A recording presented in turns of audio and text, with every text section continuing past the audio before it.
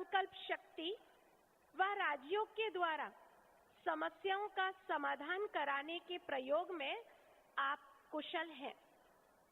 ओम शांति मीडिया, मन की बातें, इनके माध्यम से तथा निजी भेंट तथा साक्षात्कार में आप जिज्ञासुओं की आध्यात्मिक शंकाओं का समाधान करते हैं। आपके राजयोगी जीवन से लाखों मनुष्यों ने ईश्वरीय प्रेरणाएं प्राप्त की हैं। आप ब्रह्मा कुमारी संस्था के अंतर्राष्ट्रीय मुख्यालय माउंट आबू में ही स्थायी रूप से अपनी सेवाएं दे रहे हैं।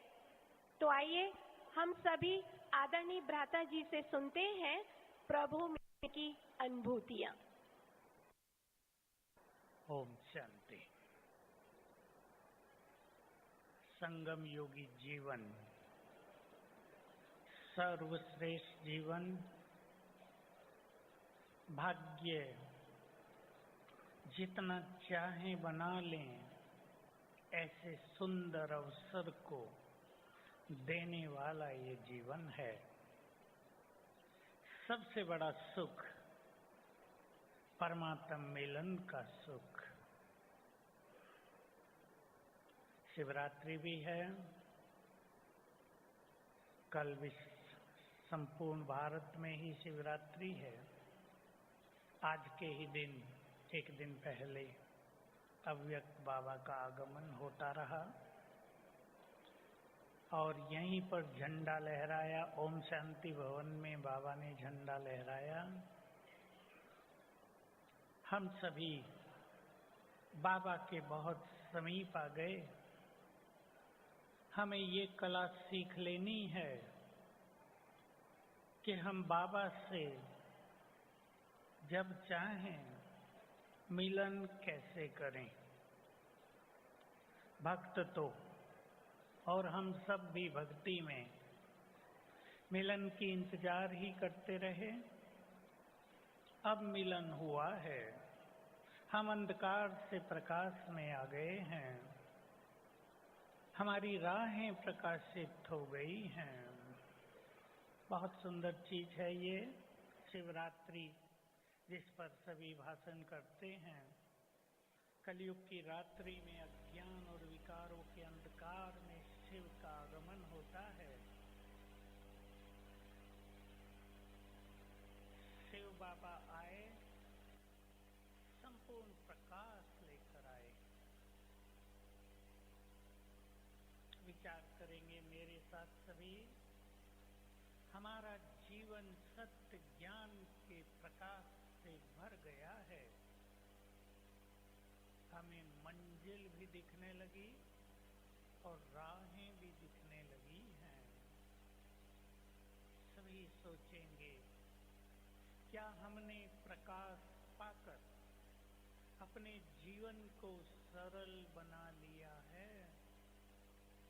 सुखी हो गए हैं या अभी भी रहता है कि मन परेशान रहता है, मन भटकता है, बहुत दुविधाएं हैं, बहुत समस्याएं हैं। कलयुग में ये सब है, लेकिन हमें प्रकाश मिल गया है। राह दिखाने वाला स्वयं भगवान मिल गया है, मनुष्य नहीं। तो राहें आसान हो गई हैं। The God, we have found the God, and therefore our things have become simple. The devotees on the path of devotion keep awaking, which is known as Jagran. They also take some alcoholic things to make themselves intoxicated. Today we have to awaken our powers and the divine virtues that is hidden inside us. We have received the light of knowledge, we have awakened, and we also, and the path of devotion, devotees, they hold the fast. So we have to hold the fast of the weaknesses, the vices, so that our life should become flawless forever, and all the weaknesses say goodbye. We should increase the godly intoxication to such an extent that we should increase the self-respect to such an extent that God Himself wants to meet we children. Definitely we want to meet Him, but He also feels to meet us. But our meeting with God should be every day. We should increase our spiritual level to an extent that He should be very curious to meet us, because He too loves us a lot. Accept this truth. The one who is the ocean of love, His whole entire love, His entire love is for we children, the we children who belong to Him. So let us experience His love. So let us do one practice. Every day everyone should do this practice. With the help of this, your yoga will become simple. And the practice is, I the soul am the self-sovereign. The special thing in it is, I am the owner of the mind and intellect. Give this deep feeling to yourself that I am the owner, and therefore mind and intellect will not wander here and there. So red light, okay, feel yourself that I am a king and I am seeing on the throne of my forehead.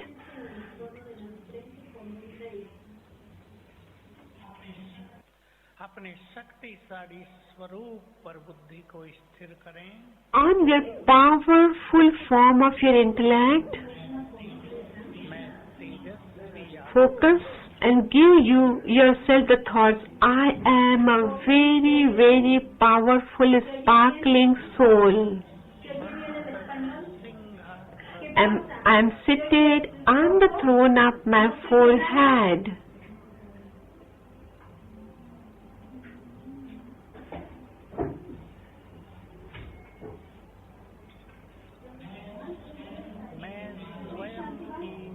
I am the owner of myself. I am self-sovereign soul. I myself am owner, and I am a self-sovereign soul. From me, everywhere, the rays of powers are spreading. See yourself, see your powerful forms, from where the rays of light and the powers are radiating everywhere. I am a very powerful soul, a master, almighty authority. Soy una Señor autoridad todopoderosa. Thank you, brother. I need brother. Soy una autoridad todopoderosa. Give yourself the thought very deeply. I am the owner of my mind and intellect.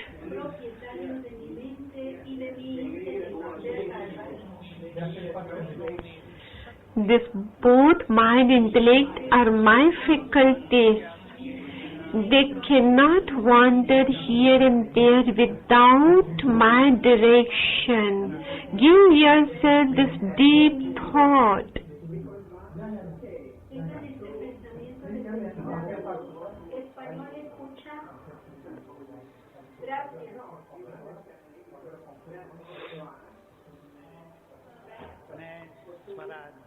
I am a self-sovereign soul.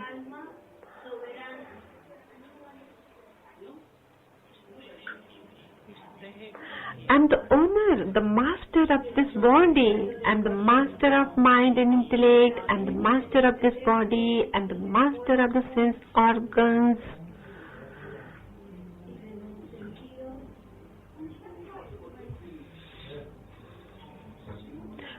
Om Shanti.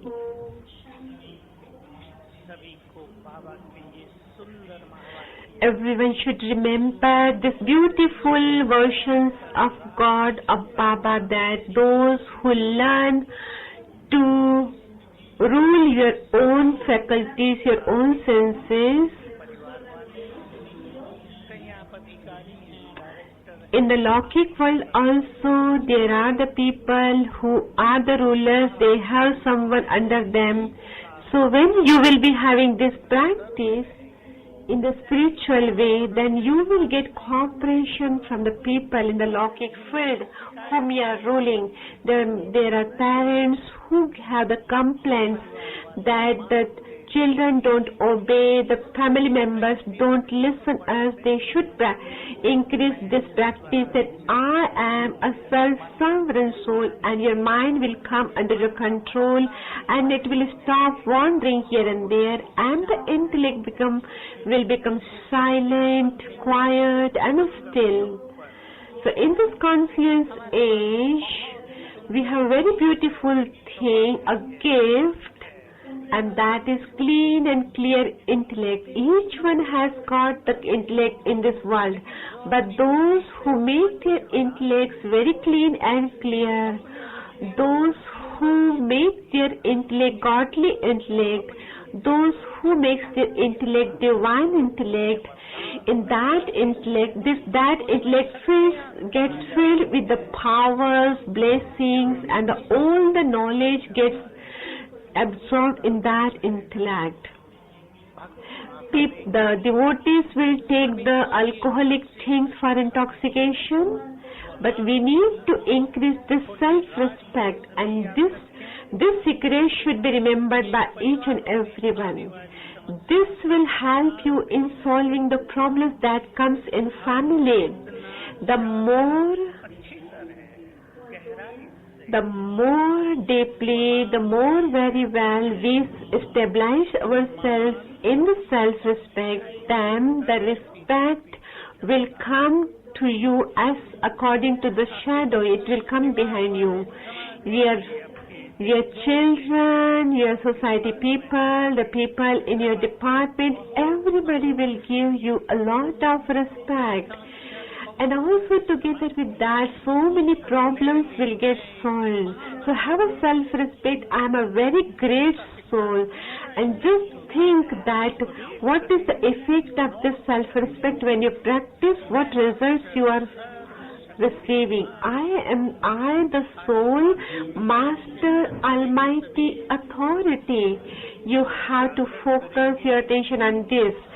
The people in the world, they will do the Jagran, and that will be only one night. They will keep awake the one night, but today we will awaken our potential that since we belong to the Father, He gave us all of His powers to us as a gift. Those powers are with us. We are most powerful souls. But if we are not awakening those powers, they remain in the dormant form. And the method to awaken is to have the self-respect that I am Master Almighty Authority. Accept it. And now we will do a very beautiful practice, and everyone has to do this practice one or twice in a day.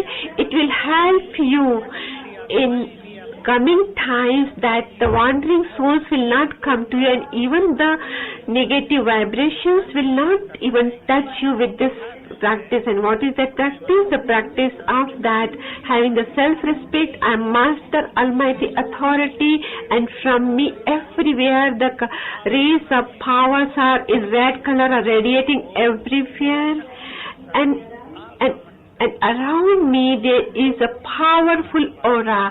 So for 5 times, for 7 times, you do this practice and create an aura around you, very powerful aura around you. Every day you have to create. You see yourself inside that aura and you will feel a very good feeling. Okay, let us do this practice. I am Master Almighty Authority.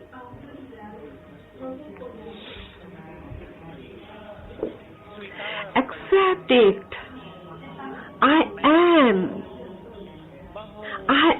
very powerful.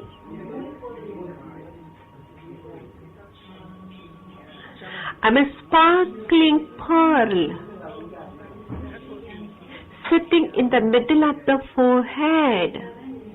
The heart is at the forehead.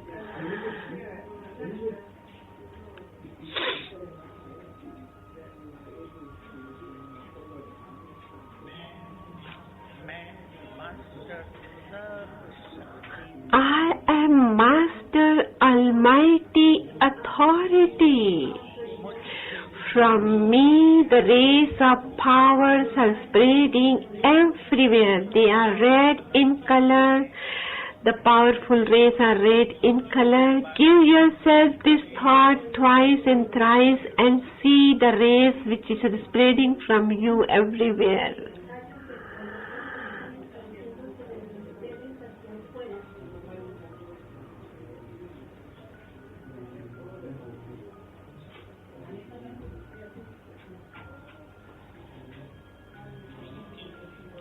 And these rays around me creating a powerful aura. See yourself inside this aura, in the middle of the aura, your aura.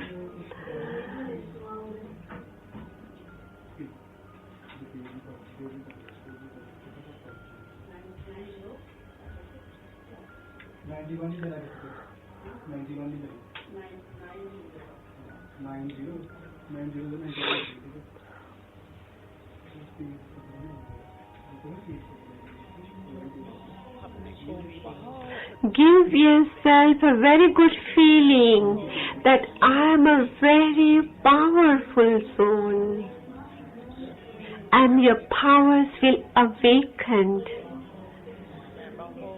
I'm very powerful.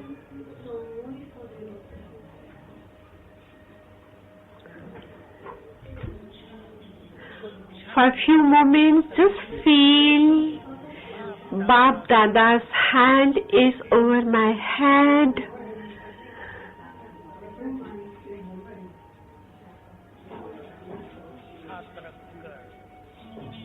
Keeping his hand over my head, he has given me all his powers.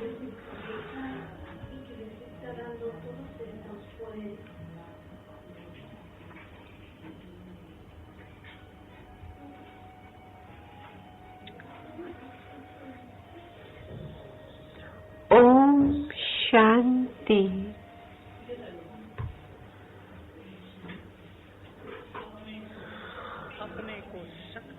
Feel yourself very powerful. Keep awakening your powers. Then you will not get puzzled in small trivial things. Listen very carefully that things will come in front of you, circumstances will come in front of you in the coming times, and that too in a great intensity. But now we have to make ourselves ready for those things. I have to think that I am the very powerful than everything that comes in my life. And one more thing, if we think more about the things or the situations that come in my life, if I go in the expansion of the things, then our powers also fell down. And therefore we cannot experience ourselves powerful, and the influence of the situations comes on the situation of stage of my mind. The situations or the scenes are not powerful. I, the soul, am the powerful. These are Baba's very beautiful words. Things or situations are not big. You are the big. Yes, by listening this version of Baba, my eyes got open. You should also realize this, that the things, the situations, the circumstances are not big. I, the soul, am a big. It came in the Murli, every day we listen Murli. 15 days back it came that you are a very big, eminent person. The God is saying like that. So I need to accept accept my greatness, my eminentness. I'm not a small miss, I'm not lower grade soul, I'm a very high grade soul. We are the souls who give to the world.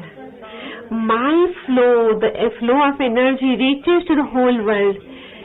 Few days back only in Avyakt Baba said, you are the ancestors. The whole world is following you. This is our seniority.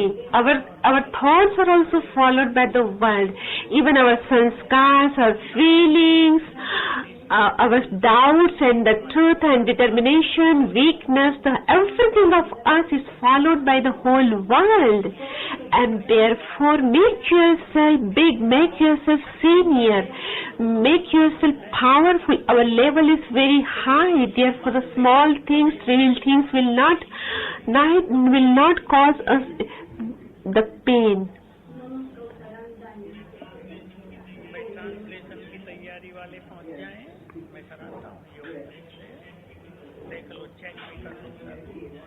Yes, those who are translators, please reach at your places. So we should pay attention on this. Now let us proceed to the subtle region and have a meeting with Baba.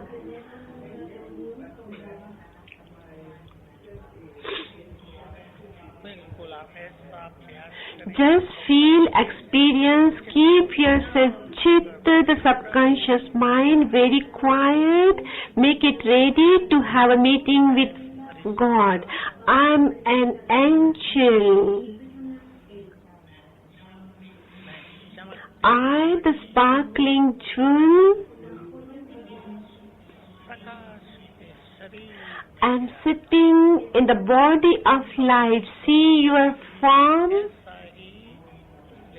I'm a sparkling light sitting inside not the physical body, but the subtle body, which is similar to physical body, but made up of light only. I am an angel who is free from all bondages.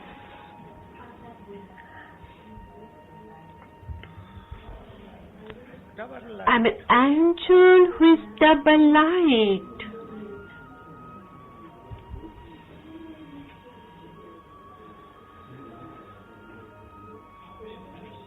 Now I, the angel, flying towards the sky, crossing the sky.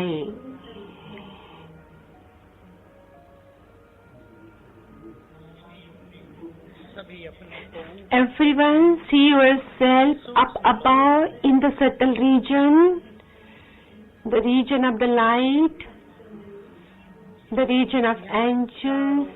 Here, everywhere there is white light.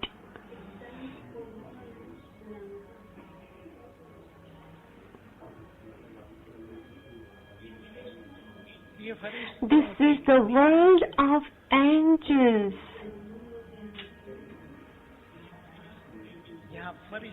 Here the angels are strolling. See around yourself. Everywhere there are the sparkling souls inside the subtle body, the body made up of light.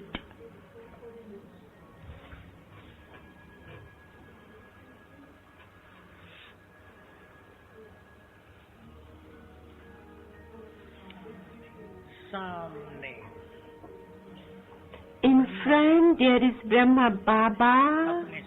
He is in his complete perfect form. He is in his powerful form, the sparkling form. He is our mother as well as father. He is in the form of parents. He is watching us, looking at us with the loveful drishti.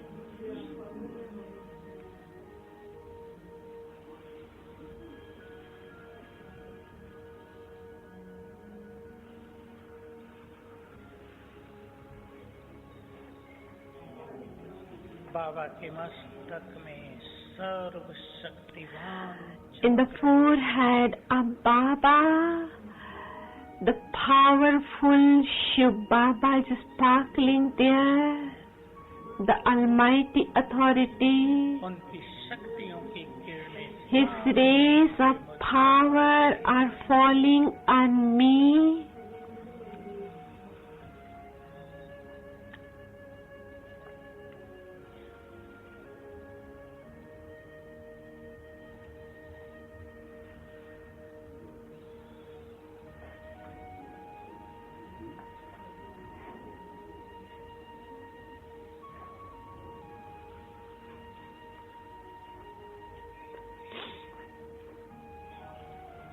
बाबा ने मस्तक पर Baba has applied the tilak on my forehead and has given the blessings. Child, be victorious. May you be victorious.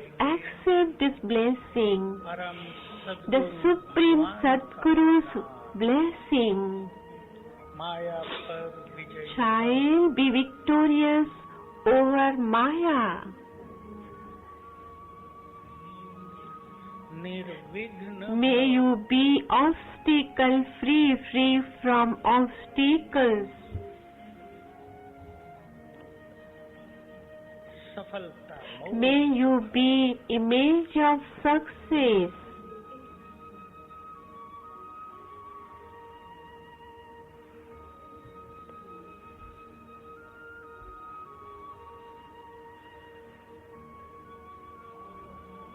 और अपना हाथ में And he has kept his hand over my head and has empowered the blessings that he has given just by keeping his hand over my head.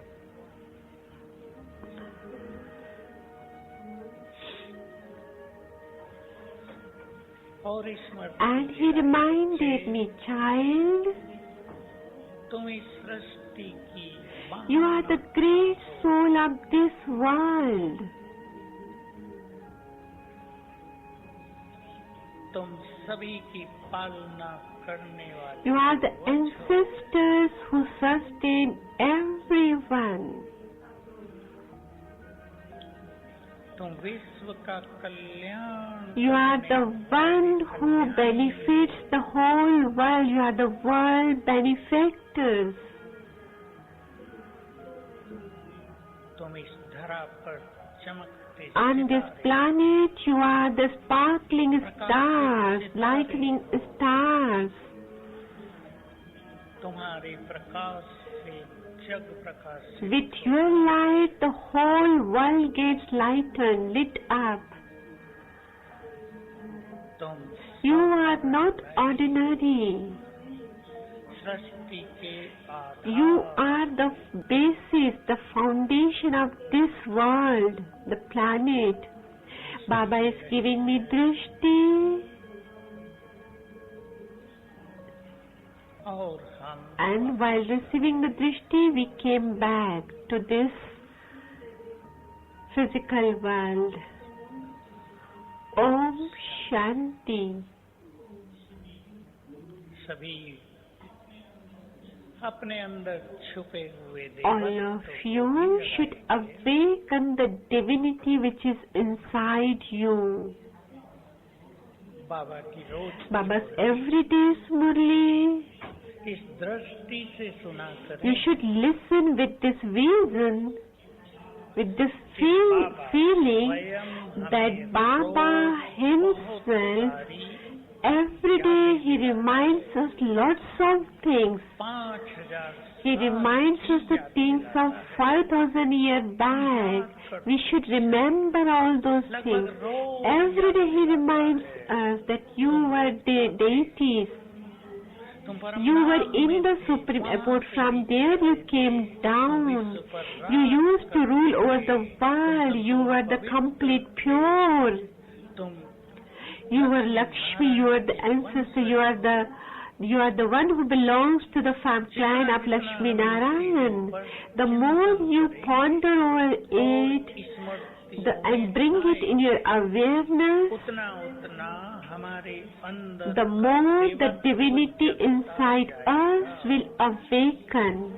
सभी All of you remember that 2,500 years we were deities, not only for 2.5 days, but 2,500 years we were maintaining complete purity, complete voiceless, we were complete, हमारे अंदर गहरे no violence. We have the roots, the seeds of the violence free, the voiceless, all such things we were inside us.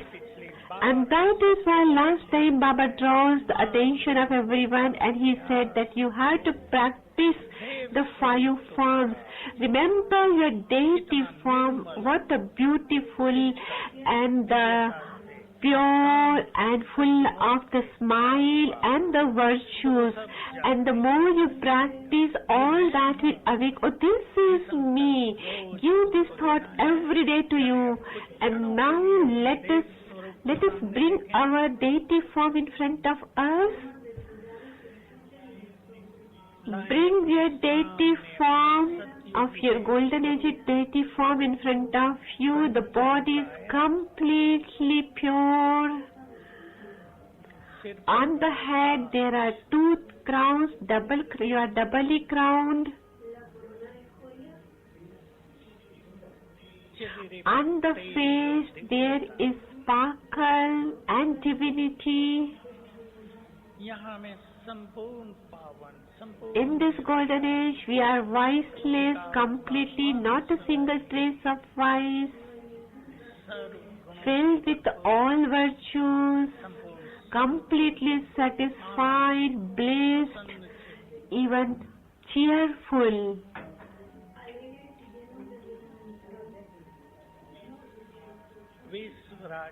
We are the one sovereign, rulers of the world.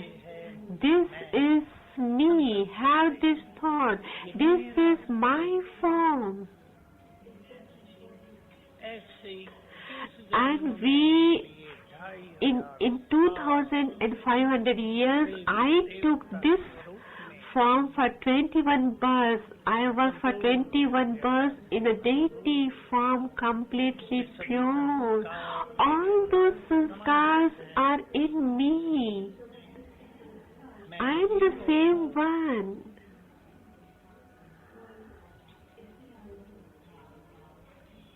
I, the soul, am the same soul, only the body has changed.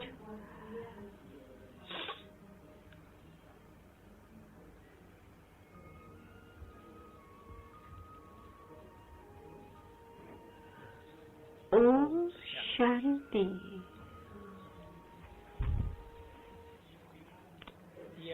Do this practice. Doing this practice is very necessary. See your form in front and also have thinking on it. You have to do both and give yourself a good feeling that this is me. So you have then inculcating virtues will become very simple. Purity will become natural. Powers will increase. Baba just says the words that you used to rule over the world. You were the Baba never says master. Baba says you are the almighty authority. You used to rule over the nature also. It's a very big thing. It is the whole sky, the earth and the whole sea were yours. Nobody can see you. You are the Shiv Shaktis. Nobody can be victorious over you. This is our self-respect that Baba awakens.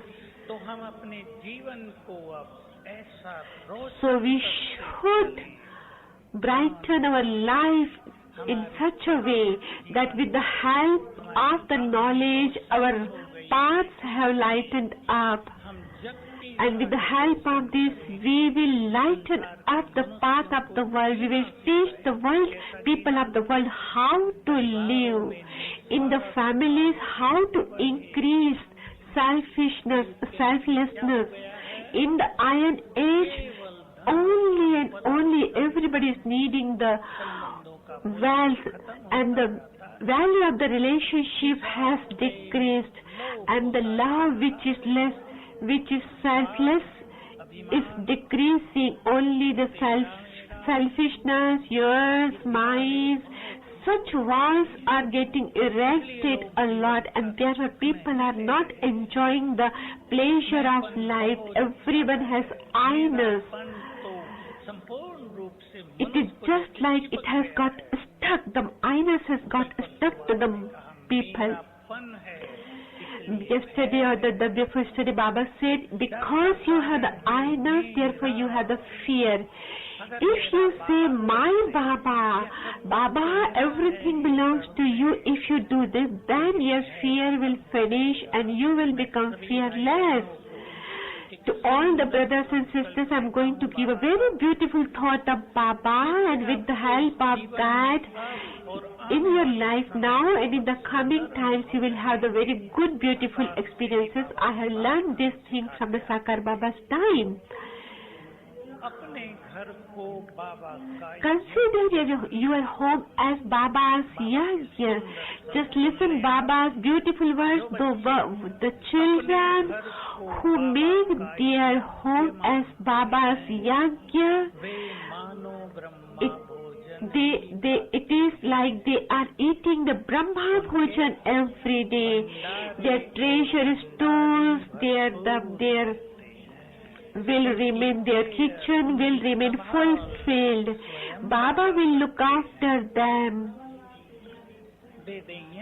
Even while sitting at home, here you see your home and give yourself home, and seeing your home and say yourself, this is not my home, this is Baba's yajna. Give this feeling, and with this help you will come under the canopy of Baba. He will look after you.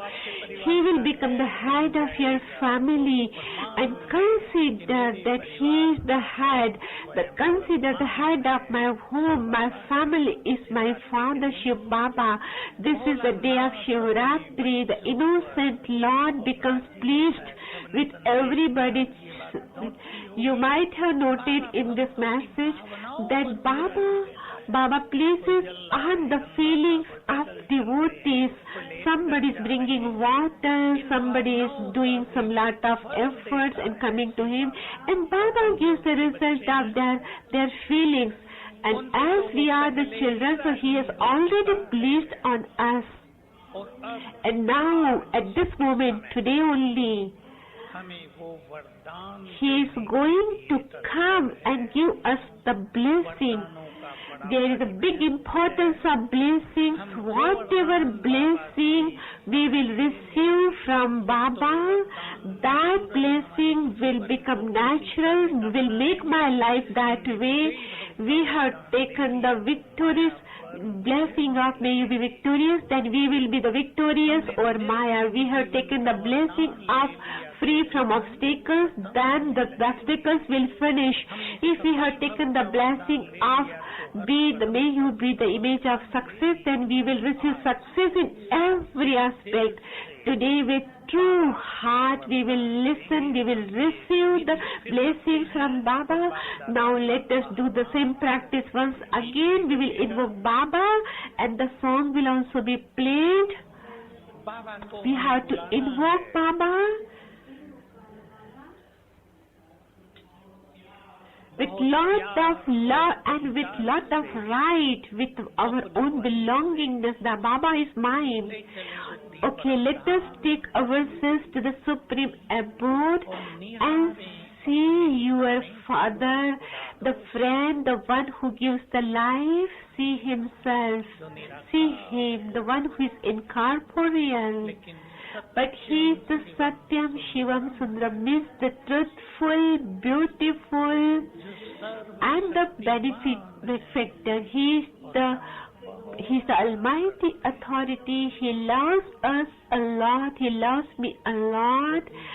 And stabilize your intellect on Him.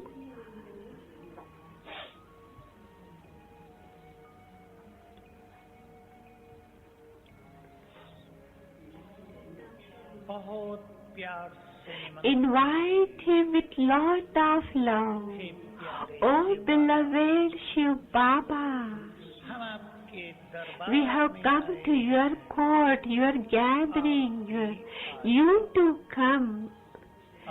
Leave your heavenly abode, the supreme abode, and come to us.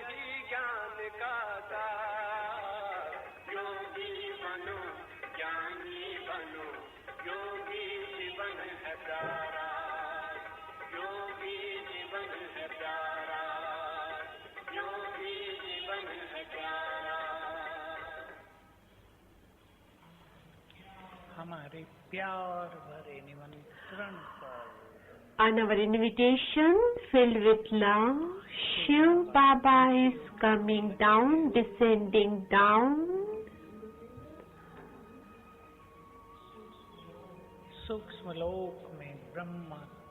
and entered in the subtle region, in the body of Brahma Baba, and together Shiv Baba and Brahma Baba descending down.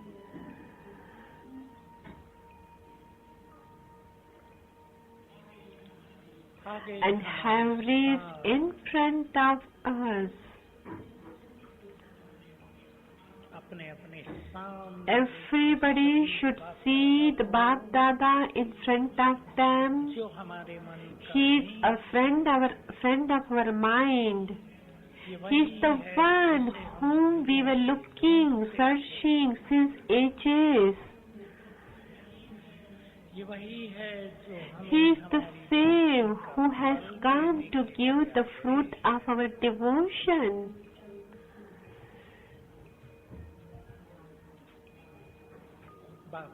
Bapdada is in front of me. He is giving me drishti.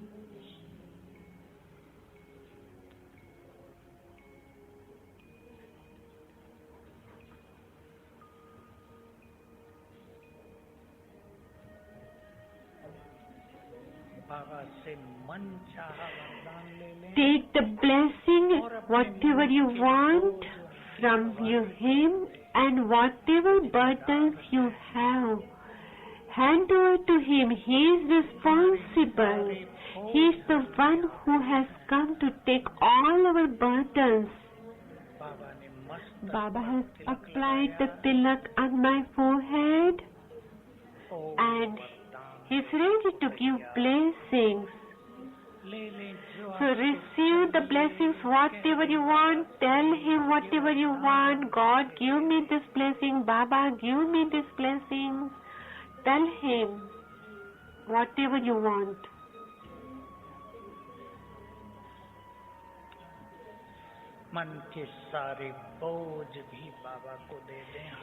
Even hand over all of your burdens to him and become light. The one who has the hand of God over his head. The one whose burdens to take the burdens. The God comes. Why should that one should be burdensome? So give him everything you have in the burden form. Baba is smiling at me and giving me drishti.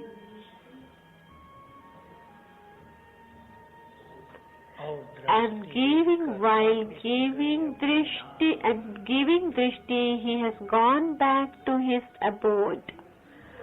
Om Shanti.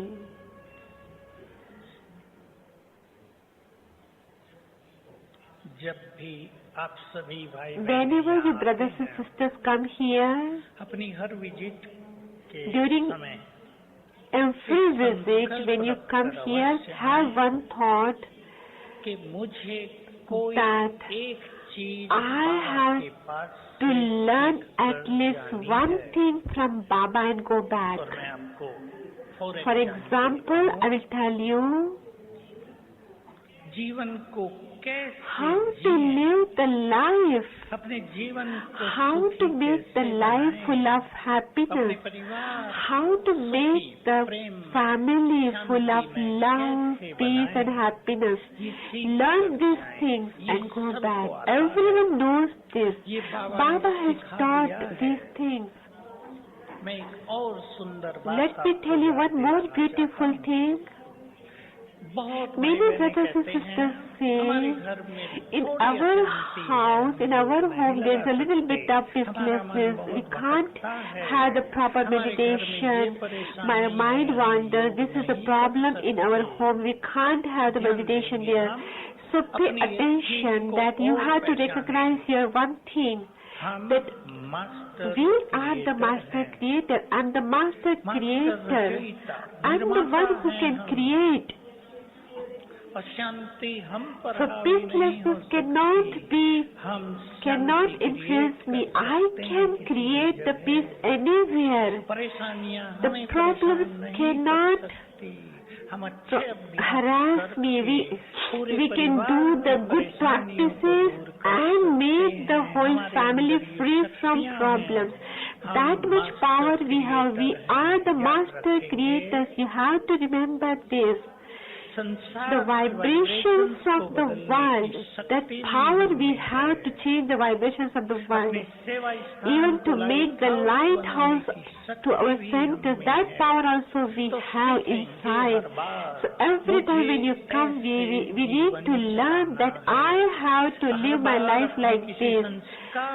If every time when you come, you should change your your thought, your sanskar. It is very necessary in this world to change your thoughts, because the people, the human beings are nowadays having the wrong thoughts. They are considering their wrong thoughts, negative thoughts as the right thoughts. Baba has given us the knowledge, and we can recognize, we can differentiate which one is right, which one is right, which one is wrong, which one is right. We cannot say the right one the wrong or wrong one the right. So we need to change something when we come here. If I'm not happy, so together with me have the thought, if I'm not happy, if I'm not successful, if I'm sick, if I'm in the middle of the obstacles, who is responsible? I myself is responsible for this. For the time being, we show the finger towards others, nothing will happen unless we change ourselves, we change the behavior, our tone, we change our tone. When you improve, increase the practice of yoga, all these things will become right. So this time also you have to learn and go back. If you get angry, so have this determined thought, have the planning that I will make my subconscious mind that's quiet, the peaceful in this way. I have told these things many times in classes that in the confluence age, the one who has made the subconscious mind, the chitta, very peaceful, those who have made their feelings pure, those who have created, filled yourself the love for everyone, who have awakened their power, that one is the real knowledgeable soul, and such knowledgeable souls can become the elevated yogi soul. For being a yogi, having the clarity and understanding of knowledge is very essential. Those brothers and those sisters who have to sit on the yoke on the dais, they can come on the dais. At least 25 things of knowledge, a very powerful point should be with you, and you have to practice that, whether you do in a week or in a month. These 25 things should be such that once you remember one thing, and your power should awaken.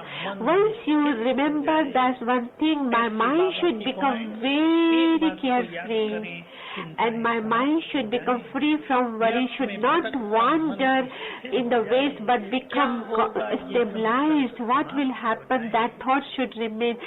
Such powerful points of knowledge should be noted in yourself that makes you intoxicated. And before I end the class, one more thought I want to give all of you. Whenever you get up early in the morning, you have to practice 3 times.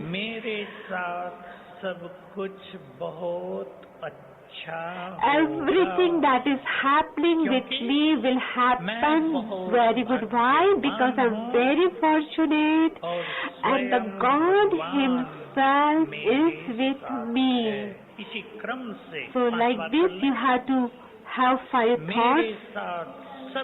Everything will happen with me will be good because I'm very fortunate. My God Himself is with me. Many sisters, the teacher sisters have started telling and asking the students to repeat this after Murli class. Yes, teachers, you remind these things to everyone. The very moment you get up early in the morning, you should repeat, you should feel this practice. These are the Baba's words that even if something is going to bad, that will change into good. This is the power that we have, the power in our thoughts.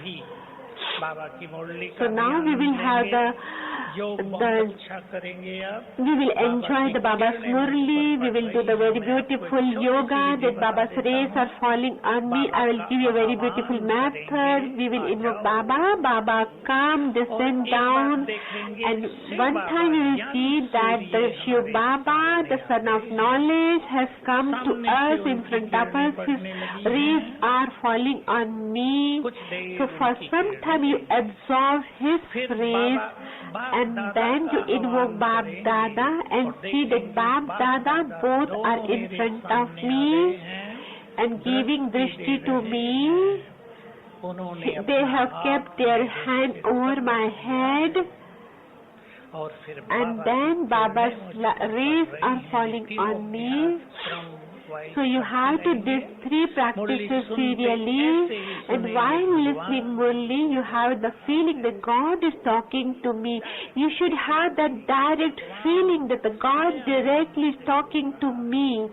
So let us go to the Supreme Abode. Just see yourself in the incorporeal form, and we will go to the Supreme Abode and sit in front of the incorporeal God. His powers will get merged in me.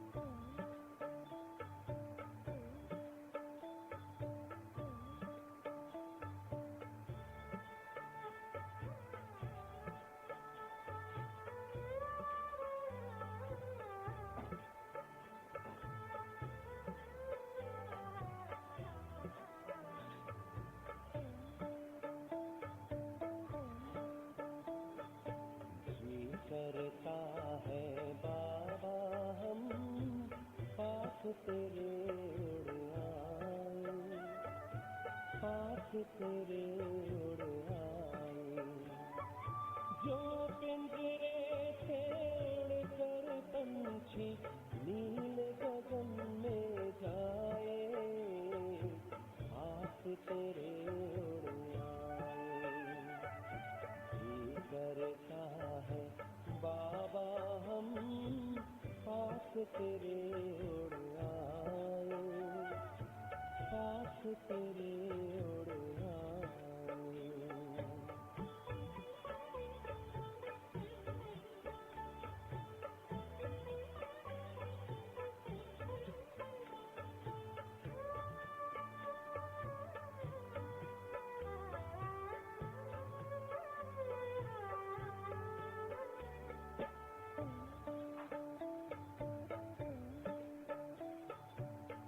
कोई शय न भाती है अब, याद घर की आती है, करे इशारा किरण तुम्हारी, जैसे हमें बुलाती है।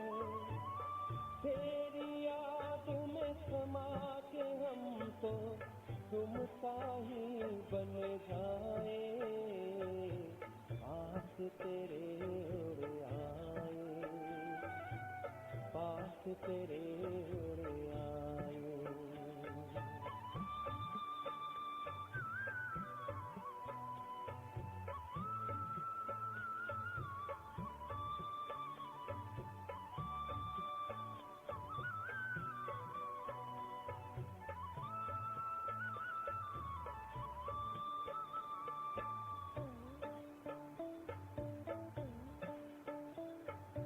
बस कुछ पल की बात है, फिर घर चलना साथ है, हाथ में हाथ तुम्हारे बाबा, प्यार की बरसात है। संगम युग में संग में तेरे, हर पल मिलन मनाए, पास तेरे उड़ आए, पास तेरे उड़ आए।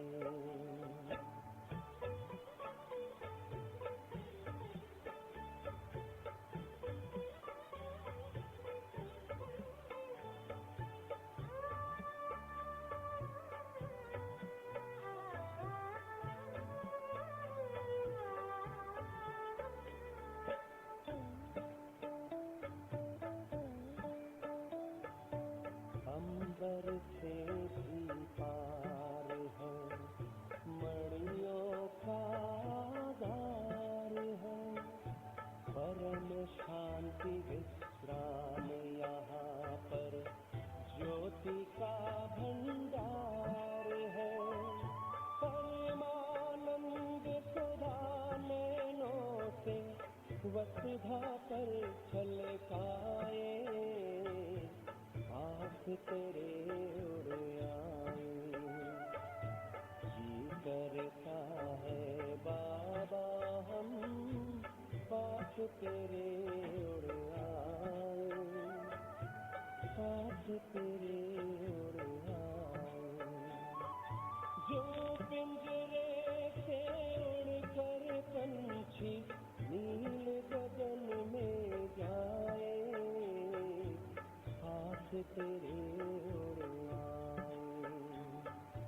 जी करता है बाबा हम पास तेरे उड़ आए, पास तेरे उड़ आए।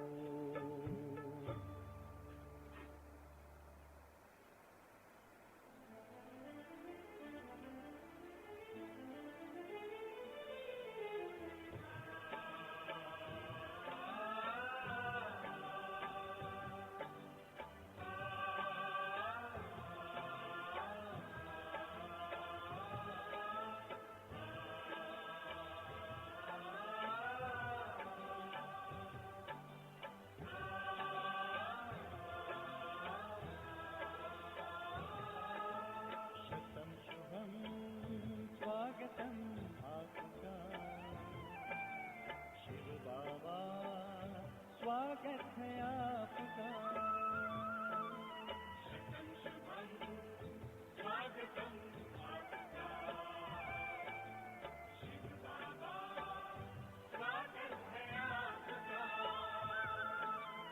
अंबर और धरा मुस्काए, दसों दिशा हर्षित हो गाए। भक्तों को भगवान मिले हैं, सब है परम पिता को पाए।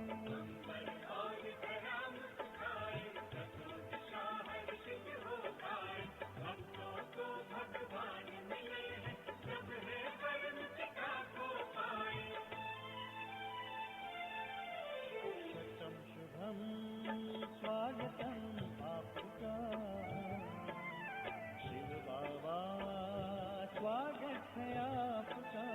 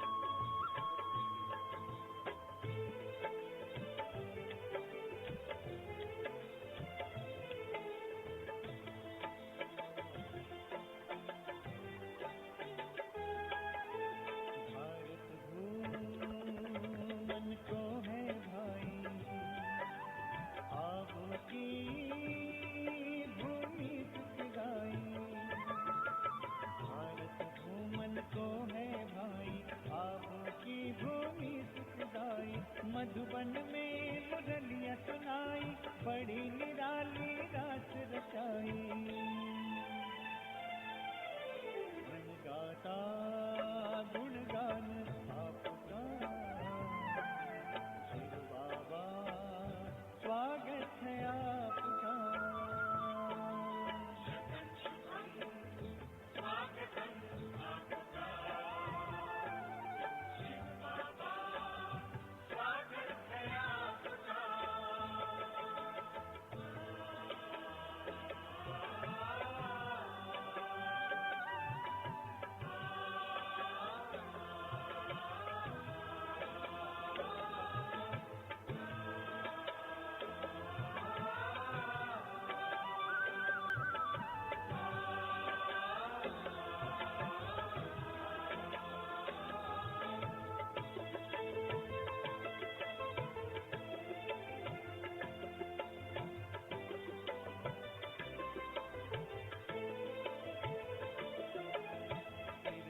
कलिका तिमिर मिटाने, स्वर्णिम सतयुग दिन बोलाने। फिर से कलिका तिमिर मिटाने, स्वर्णिम सतयुग दिन बोलाने। पापमयी अति रात गहन में, छिपा प्रात था नील गगन में। सूर्य उदय हो गया आशिका, शिव बाबा स्वागत है आपका।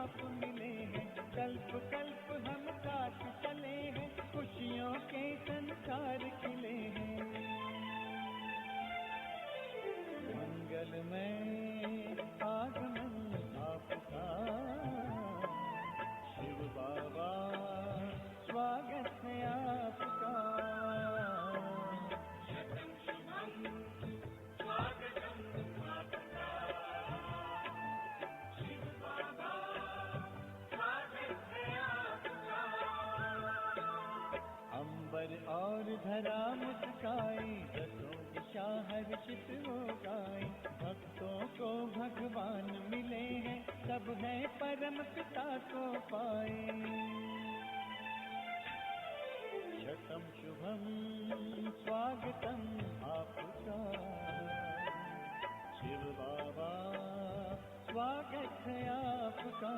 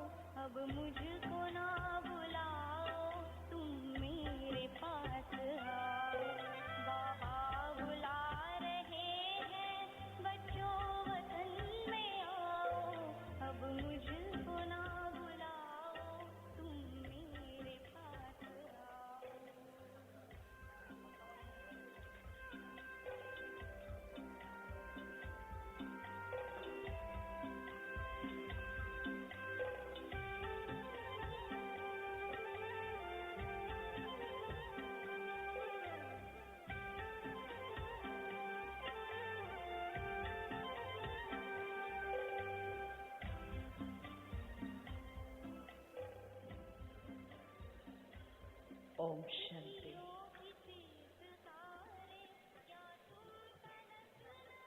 हम सभी बाप दादा की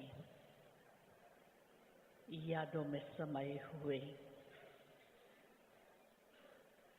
स्वयं की अव्यक्त फरिश्ता स्थिति की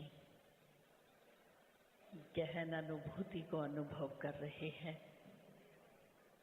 साथ साथ बाप दादा का आह्वान भी कर रहे हैं। अभी कुछ ही समय में दादियाँ, वरिष्ठ भाई बहनें और शशि बहन हम सभी के बीच पहुंचेंगी। बाप दादा को भोग स्वीकार कराएंगे और 6:30 बजे अव्यक्त बाप दादा के विशेष महावाक्यों से वीडियो के द्वारा सुनते देखते वरदानों से स्वयं को भरपूर करेंगे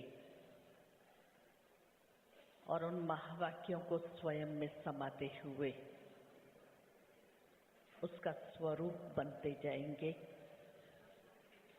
कोई भी बीच में ताली नहीं बजाएंगे। मुरली के पश्चात शिव जयंती के निमित्त शिव बाबा का झंडा लहराएंगे और शिव जयंती के निमित्त दादी जी और निर्वैर भाई की बधाइयाँ सुनेंगे और आप सबको जो चोली के पैकेट्स मिलेंगे, अनुरोध है टोली खाने के बाद वो प्लास्टिक के बैग बाहर डस्टबिन में ही डालेंगे। कार्यक्रम पूरा होने के पश्चात हॉल के सभी सेवाधारियों से अनुरोध है पुनः हॉल को सुव्यवस्थित करने के लिए 5-5 की कुर्सियां इकट्ठी करेंगे और हॉल की सफाई में मदद करेंगे। उनके अलावा अन्य भी कोई युवा भाई बहन माताएं सहयोग देना चाहें तो अवश्य सहयोग देंगे। Please check your frequencies.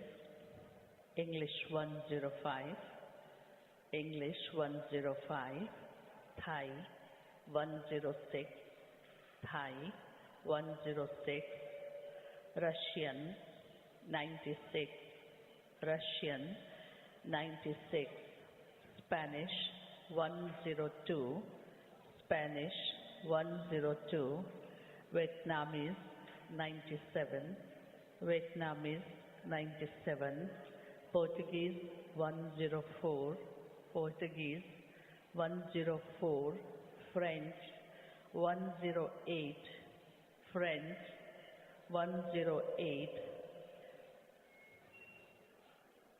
Tamil 100, Tamil 100, Sinhali 86, Sinhali 86, Telugu 89.5, Telugu 89.5, Kannada 93, Kannada 93, Malayalam 107, Malayalam 107, Hindi 103, Hindi 103, Om Shanti.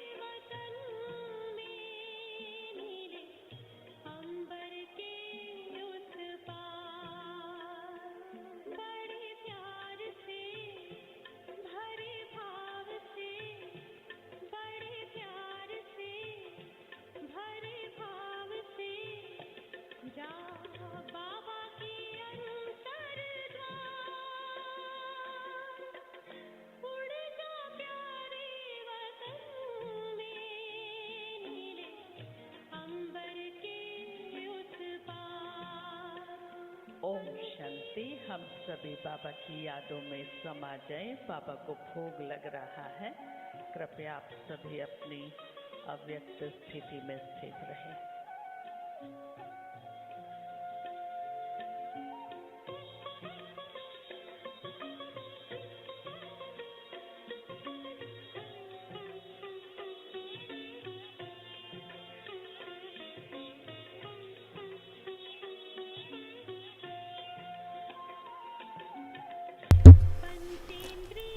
Om Shanti von der Babas deutsche Familie aus Deutschland, aus Frankfurt und Nürnberg, babaonline.de. Ja, wir sind heute wieder mit Madhuban verbunden und es ist wirklich so ein schöner, besonderer Tag. Es ist ein Geburtstag, Babas Geburtstag, unser Geburtstag. Shivratri. Wir feiern heute gemeinsam mit Shiv Baba Shivratri, gemeinsam mit der ganzen großen Familie in Madhuban.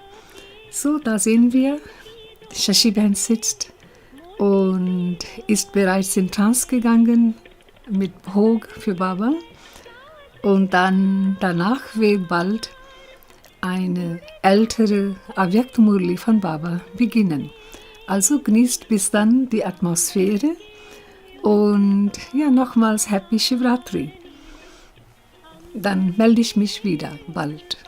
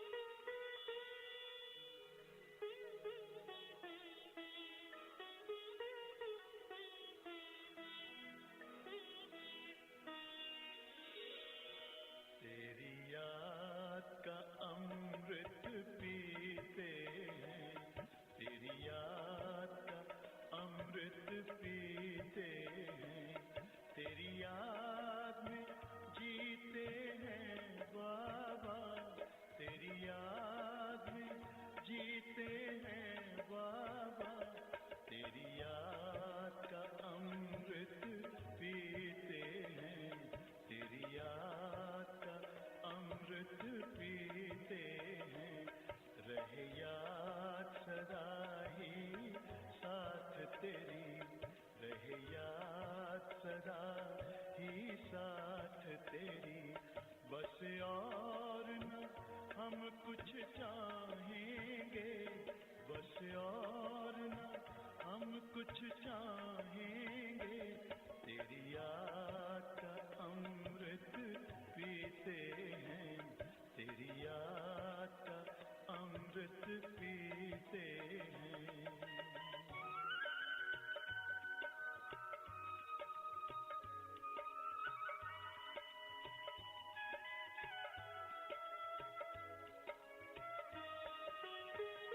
जो पल बीते तेरी यादों में, जो पल बीते तेरी यादों में, वो पल अविनाशी होते हैं, वो पल अविनाशी होते हैं।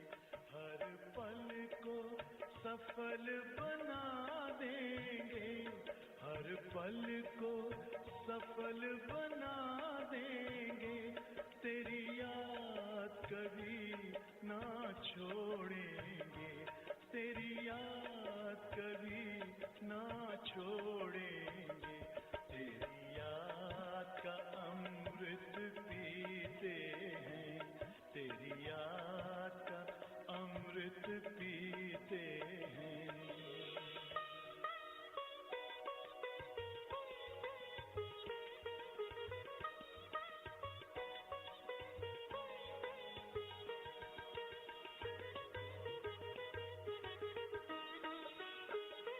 यूं ही आप रहो संग संग बाबा, यूं ही आप रहो संग संग बाबा, इस दुनिया के सुख पाने क्या, इस दुनिया के सुख पाने क्या, लहराते रहे तेरी यादों में, लहराते रहे तेरी यादों में, उन यादों में खो जाएंगे, उन यादों में खो जाएंगे, तेरी याद का अमृत पीते हैं, तेरी याद का अमृत पीते हैं, तेरी याद में जीते हैं बाबा,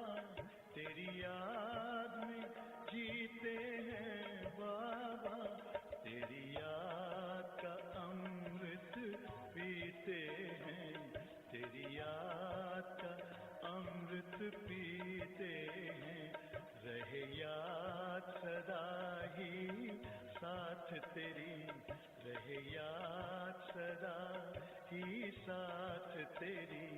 बस और न हम कुछ चाहेंगे, बस और न हम कुछ चाहेंगे, तेरी याद का अमृत पीते हैं, तेरी याद का अमृत पीते हैं, तेरी याद का अमृत पीते हैं।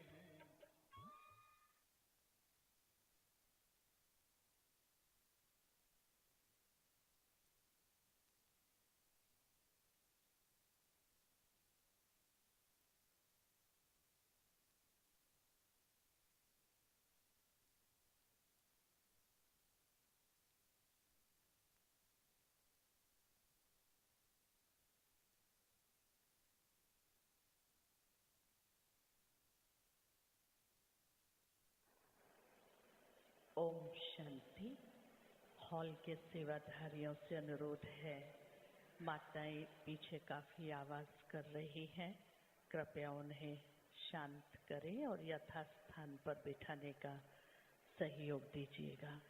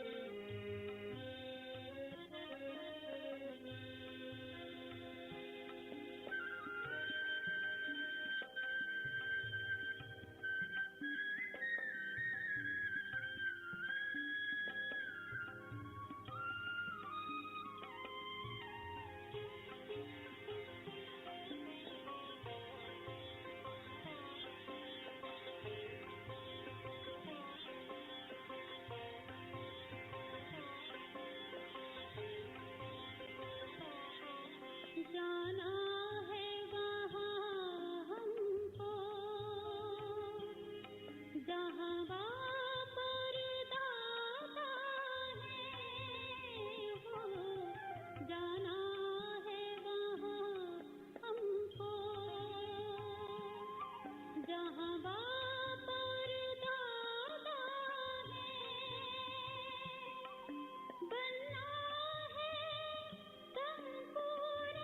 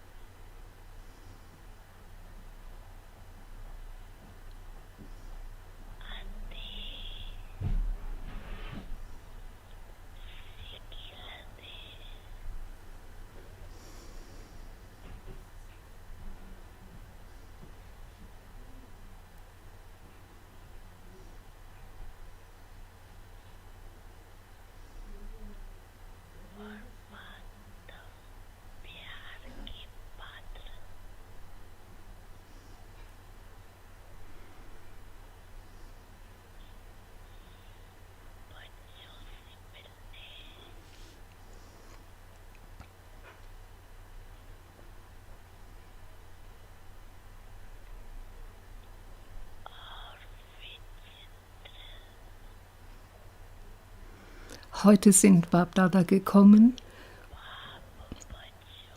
um sich mit den sehr, sehr geliebten, extrem liebvollen und die Kinder, die würdig für die Gottesliebe sind, um sich mit diesen Kindern zu treffen, sind Bapdada gekommen. Und zusätzlich sind wir gekommen, um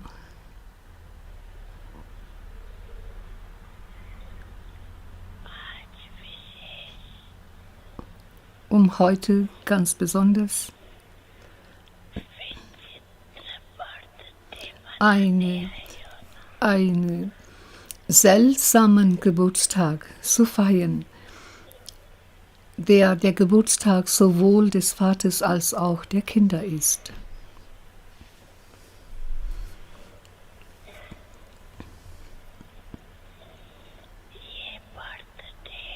Dieser Geburtstag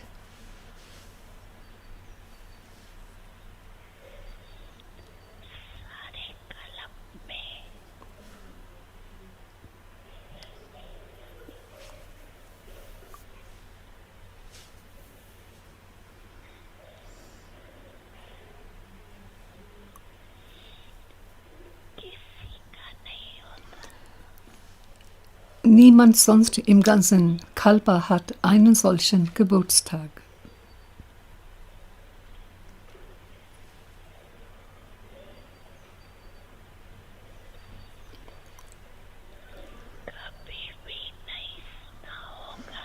Und man hat bestimmt niemals von einem solchen Geburtstag zu hören bekommen. Man hat sicher nie gehört, dass sowohl der Vater als auch das Kind am selben Tag Geburtstag haben.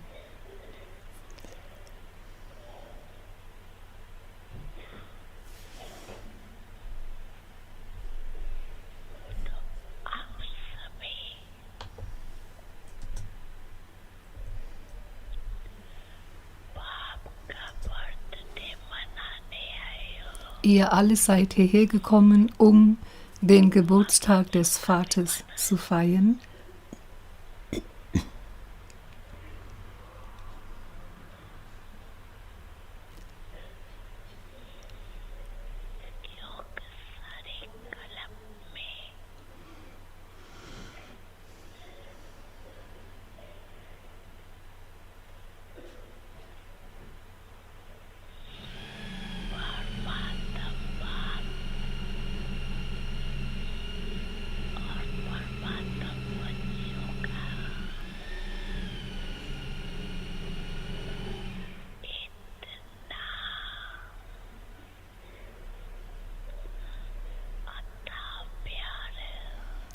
Es herrscht so eine grenzenlose Liebe zwischen Gott und den Seelen, dass selbst deren Geburt zu der gleichen Zeit stattfindet.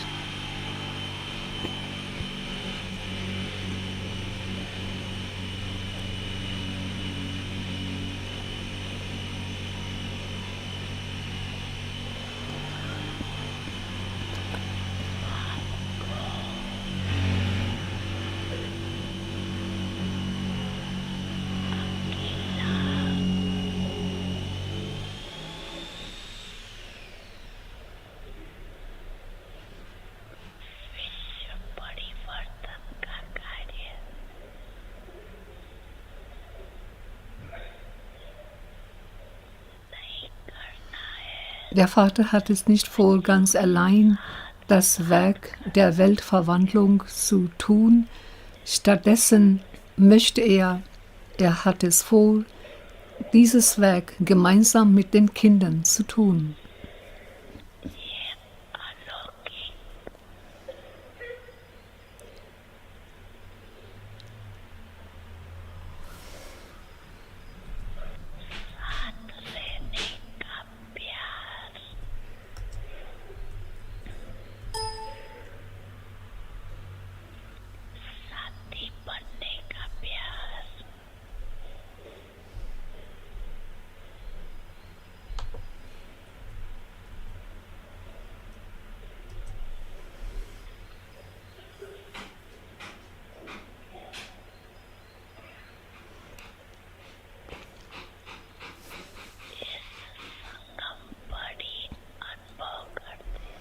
Man erfährt eine solche Liebe, die Liebe eines solchen Gefährten, nur in dieser Zeit des Übergangszeitalters.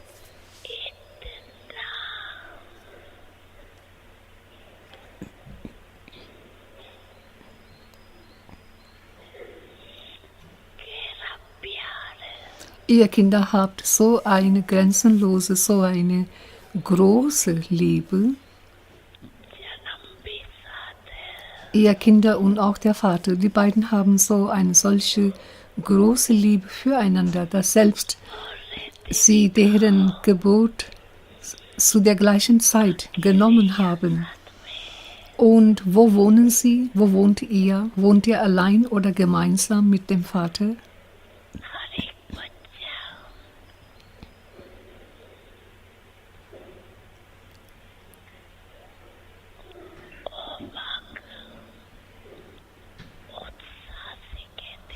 Jedes Kind sagt mit großer Begeisterung, dass er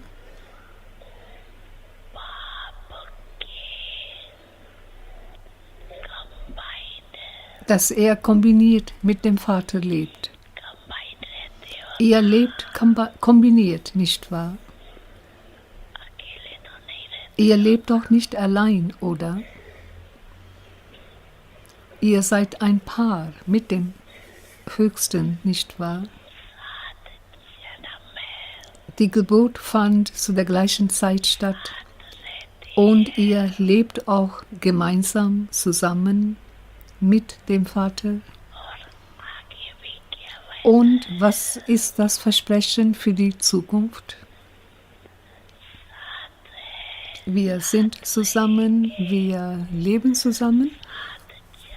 Wir werden zusammen zurückgehen zu der lieblichen Heimat. In die liebliche Heimat werden wir gemeinsam zurückgehen.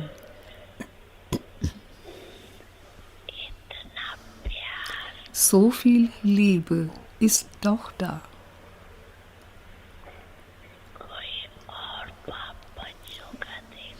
Habt ihr je eine solche derartige große Liebe zwischen einem Vater und seinen Kindern zu sehen bekommen?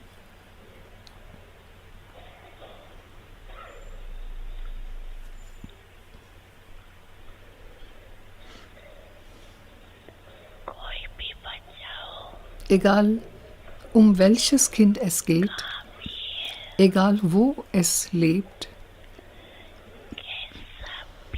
egal wie das Kind ist, wie es ist, aber es lebt gemeinsam mit dem Vater. Und hat es vor, und es ist bestimmt für ihn, für das Kind, dass es mit dem Vater gemeinsam zurückkehren wird in die Heimat.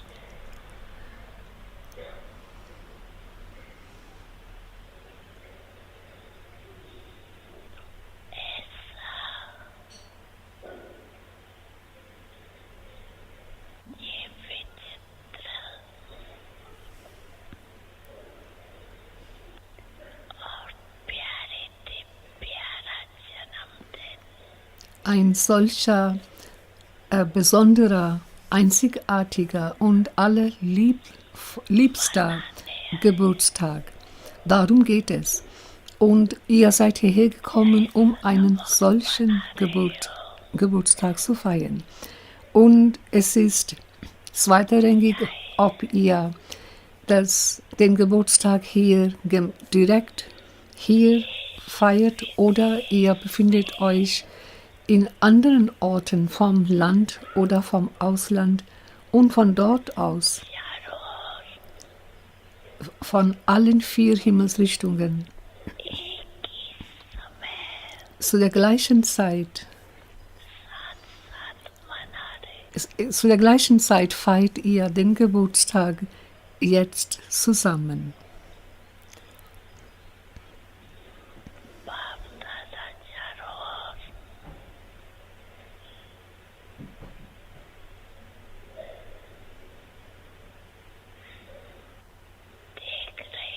Bapdada schauen in allen 4 Himmelsrichtungen hin.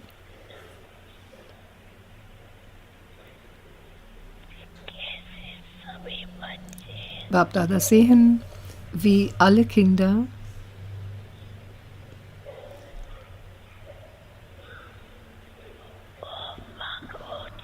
voller Begeisterung in ihrem Herzen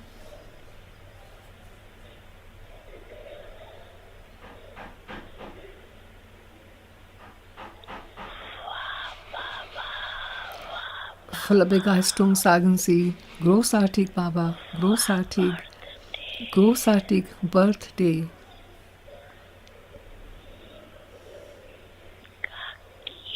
Ein solches Lied ertönt aus ihrem Herzen.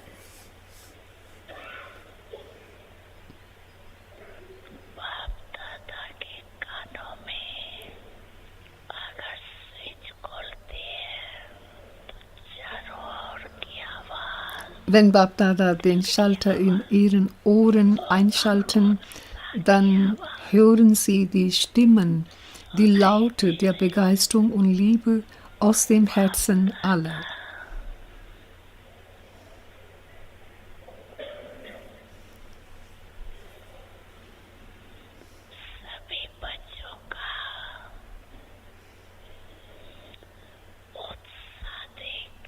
Wenn Bapdada die Begeisterung aller Kinder beobachten,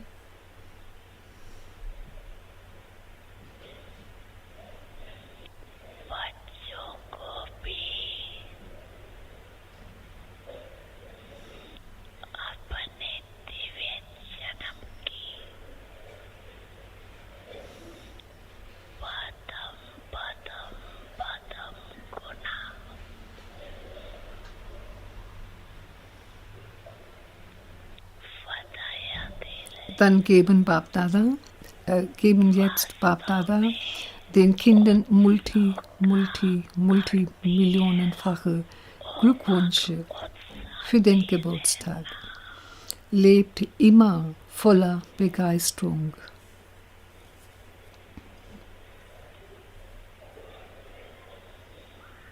Und voller Mut.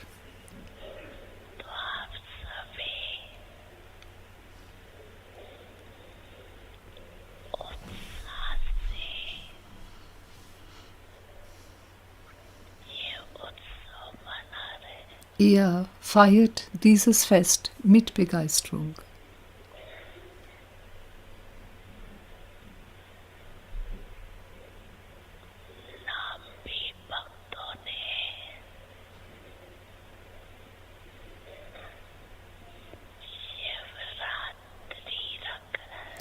Die Gläubigen haben dieses Fest Shiv-Ratri genannt.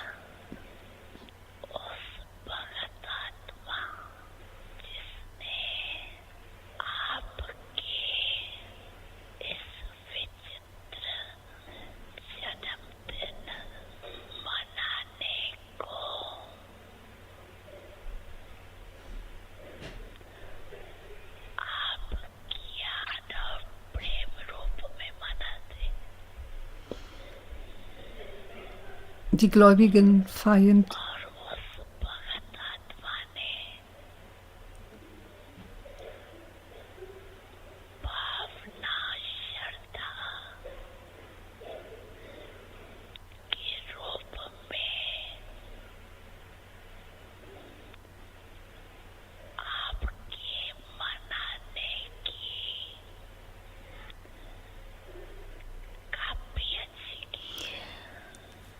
Bapdada denken an jene gläubige Seele, die mit diesem Fest begonnen hat.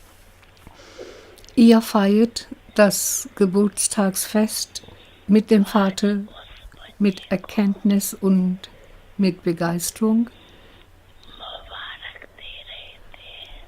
Und das Kind aber, die gläubige Seele hat euer Feiern, wie ihr den Geburtstag feiert, diese gläubige Seele hat es sehr, sehr gut kopiert Heute denken Bapdada an diese gläubige Seele, die euch so gut kopiert hat. Man braucht doch gewisse Vernunftfähigkeit, geistige Vernunftfähigkeit, um etwas kopieren zu können. Also Bapdada denken an diese Seele, an das Kind, das gläubige Kind, das euch, wie ihr, in welcher Art und Weise ihr den Geburtstag, diesen besonderen Geburtstag feiert, so gut kopiert hat. Dazu braucht man auch gewisse Vernunft.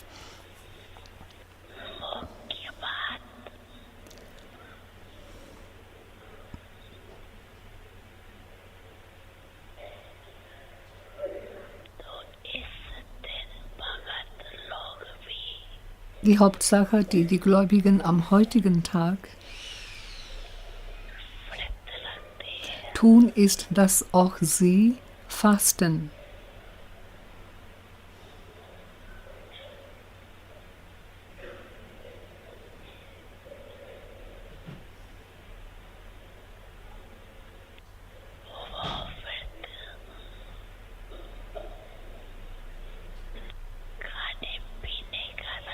Sie fasten in Bezug auf nicht essen oder trinken.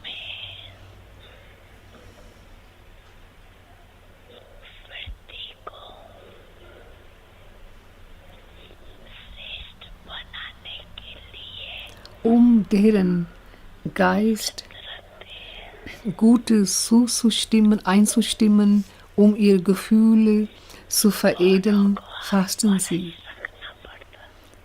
Und sie müssen es jedes Jahr tun.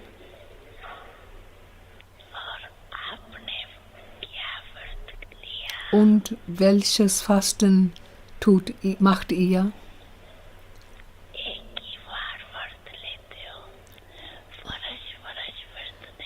Ihr fastet nur einmal. Ihr macht es nicht erneut jedes Jahr, sondern ein einziges Mal macht ihr es.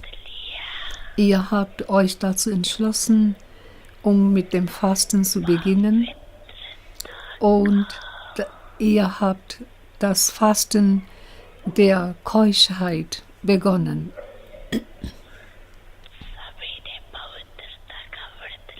Haben alle das Fasten im Sinn der Keuschheit fest gemacht?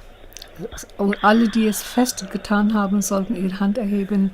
Stimmt das? Ist das fest? Es ist gar nicht mal ein wenig zu schwach, sondern es ist fest. Das ist gut. Na gut, dann seid ihr alle kraftvoll. Gut, also Fasten habt ihr schon gemacht. Glückwunsch dafür.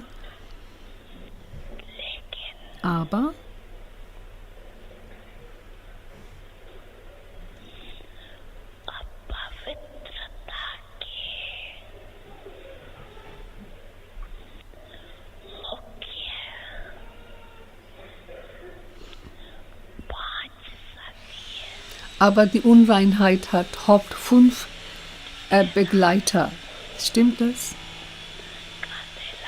Dann nickt in Bejahung.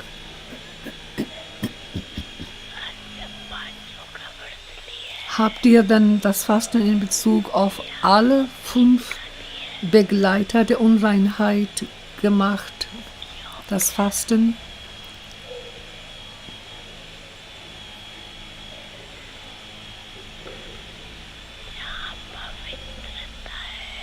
Wo es die Reinheit herrscht.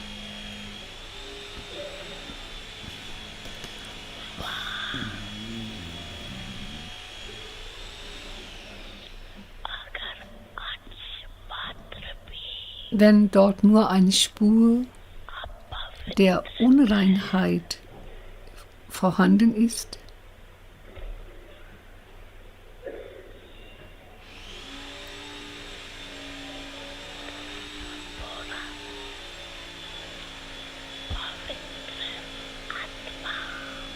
dann kann ein solcher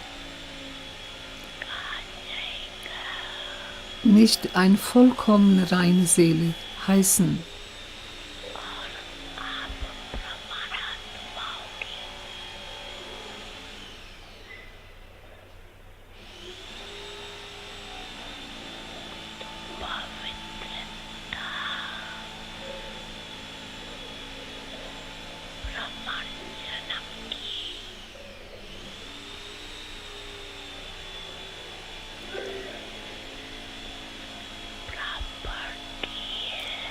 Und für euch, Brahman-Seelen, ist die Reinheit eure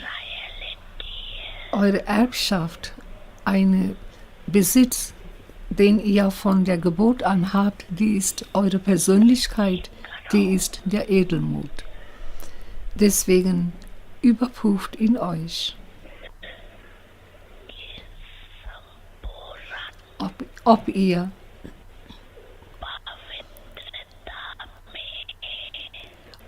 die vollständige Reinheit in euch habt.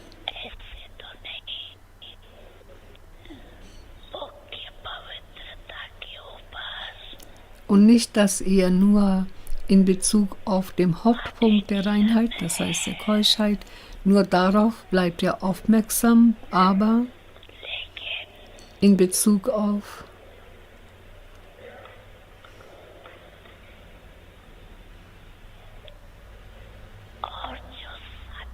die anderen Kameraden der Unreinheit, dass ihr gegenüber sie nicht eine lockere Einstellung habt.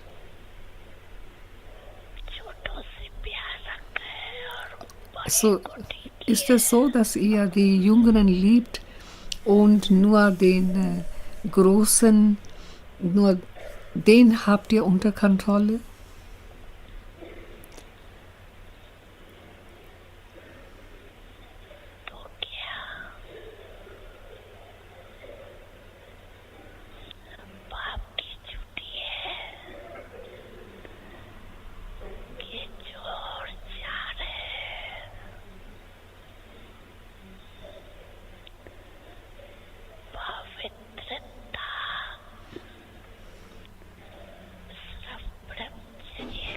Also das ist nicht die Aufgabe des Vaters, sondern es ist eure Aufgabe, sich um die anderen 4 auch zu kümmern. Das in dem Sinn, dass ihr sie besiegt. Brahmachari, das Wort für Keuschheit auf Hindi heißt Brahmachari, aber wortwörtlich genommen bedeutet Brahmachari derjenige, der Brahma folgt. So Baba sagt, wer Brahma vollständig folgt, nur er ist der vollkommen rein ist. Manche Kinder sagen im Zwiegespräch mit dem Vater, alle Kinder führen ein Zwiegespräch mit dem Vater, dann manche erzählen sehr liebliche Dinge. Sie sagen, Baba,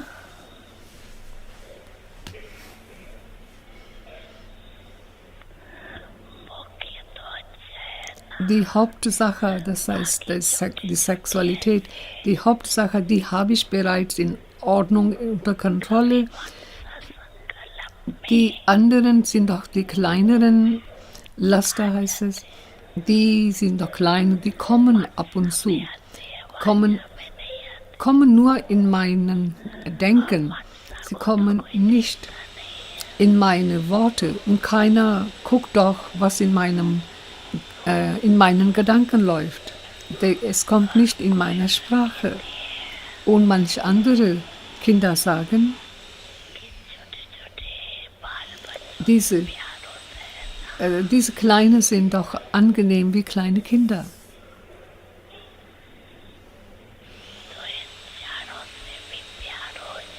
Dann Kinder verlieben sich in diese kleinen Laster. Das heißt, die Kleinen, die 4, die finden sie angenehm. Sie sagen, ja, die Anhänglichkeit kommt zugelaufen zu ihnen.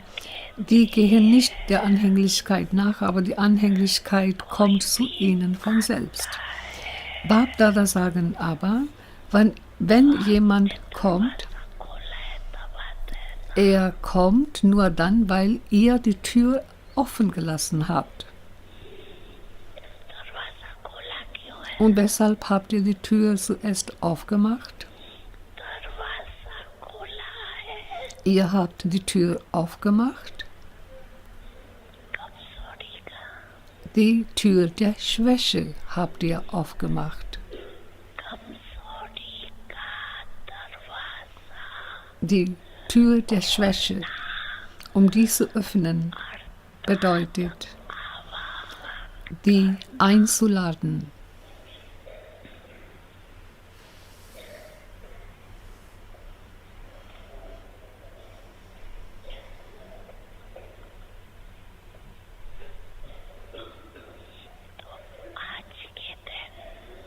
Also am heutigen Tag, zu eurem Geburtstag, am heutigen Tag, an dem ihr den Geburtstag des Vaters und euren Geburtstag feiert, dann das allererste Versprechen, das ihr euch angenommen habt, das Versprechen der Reinheit.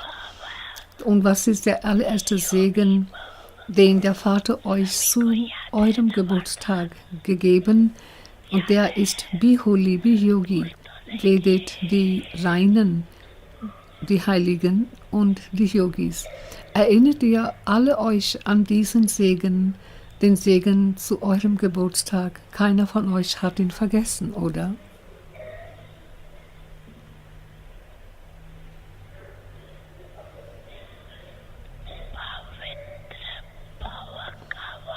Der Segen sei rein, hat der Vater nicht nur in Bezug auf ein Laster, nur einen gegeben, sondern in Bezug auf alle gegeben. Das heißt, in Bezug auf alle 5 Laster gegeben. Und was ist denn das, was Bapdada sich heute wünschen? Ihr seid gekommen, um Birthday zu feiern, sowohl den Birthday des Vaters, das heißt, ihr seid hierher gekommen, um Shivratri zu feiern, dann ihr habt auch ein Geburtstagsgeschenk mitgebracht. Oder seid ihr leerhändig gekommen?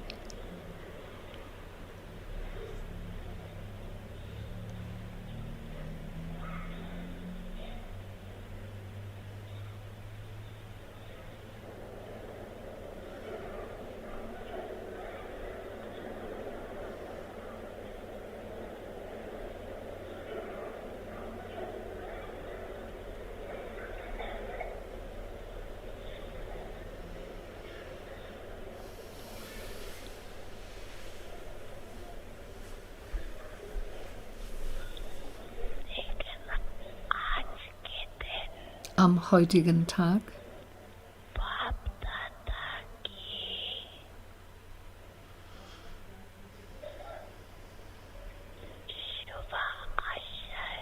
der fromme Wunsch von Bapdada ist,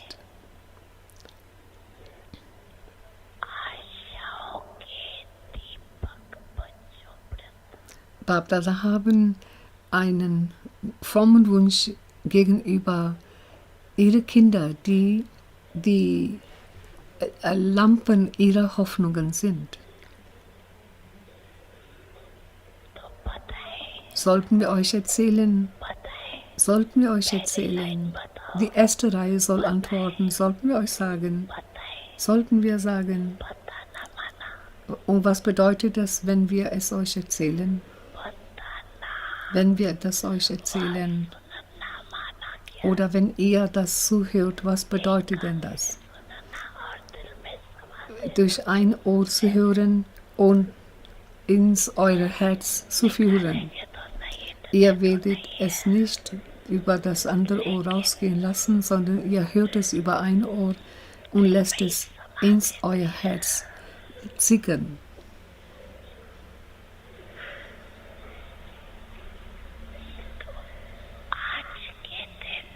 Also am heutigen Tag, sollten wir euch sagen, die erste Reihe soll antworten, sagt es mit Bejauung durch Bewegung eures Schulters. Die Lehrerinnen, ihr solltet nicken in Bejauung. Die Doppelforeigners sollten wir euch erzählen. Ihr werdet dann euch binden müssen. Also, nur dann solltet ihr als in Zustimmung zunicken und nicht einfach so zunicken. Also, am heutigen Tag. Die Gläubigen bleiben die ganze Nacht wach. Sie schlafen nicht.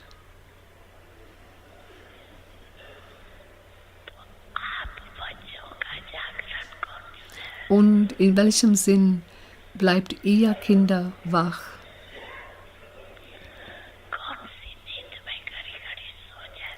Welcher ist der Schlaf, in den ihr immer wieder einschlaft? Ihr schlaft immer wieder in den Schlaf der Nachlässigkeit und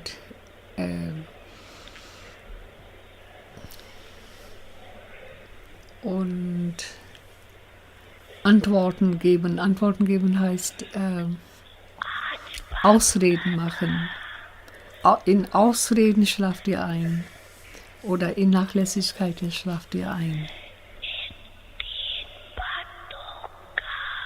Bapdada.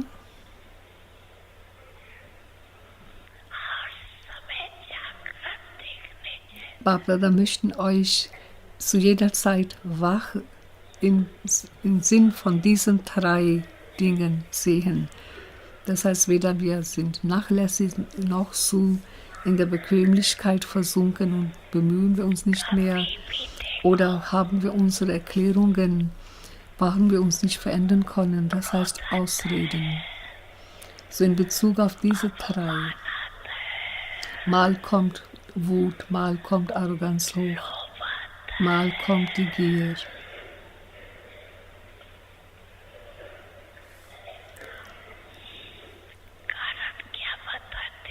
Und welche Erklärungen gibt ihr denn ab?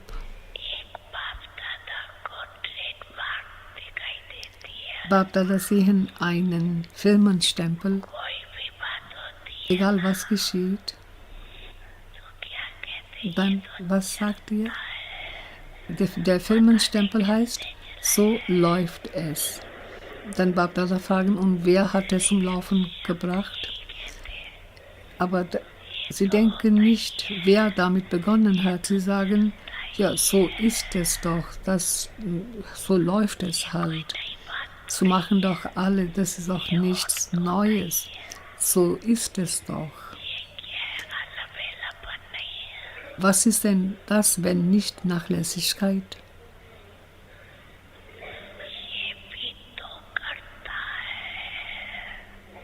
Ihr sagt, ja, der andere tut es auch, oder?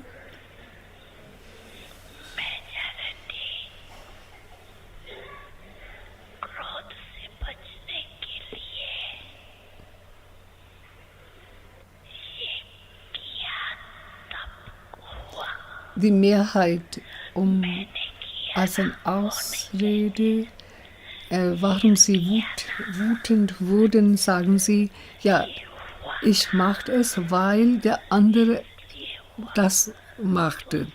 Sie sagen niemals, dass sie selber was auch dazu beigetragen hatten, sondern sie geben eine Rechtfertigung, weshalb sie wütend wurden. Sie schieben die Schuld auf den anderen zu. Sie sagen, wenn der andere es nicht tut, dann bleibt alles in Ordnung. Okay, aber was denn der Vater euch sagte? Der Vater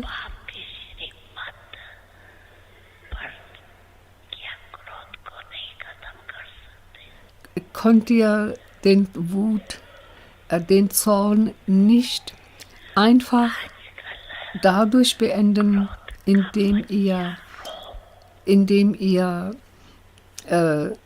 das als den die Anweisung des Vaters seht, den Srimad des Vaters seht. Und was ist die kleinere Version des Zorns? Das ist die Überheblichkeit.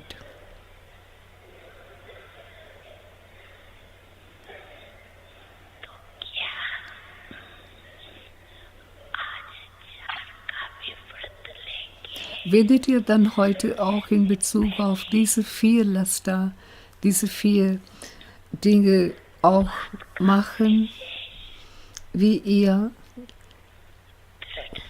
mit Entschlossenheit die Keuschheit als euer Fasten in Bezug auf das Laster der Sinnlichkeit gemacht habt? Ihr fastet in dem Sinn, aber werdet ihr heute auch in Bezug auf diese anderen 4 Dingen auch fasten, beginnen.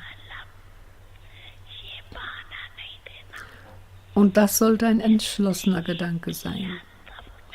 Und gebt niemals die Erklärung ab, weil der andere es sagte, was tat, deswegen geschah es. Und das, was der Vater euch immer wieder wiederholend sagt, darauf reagiert ihr nicht. Ihr seht nur das, was der andere gesagt oder getan hat. Also heute das Geburtstagsgeschenk ist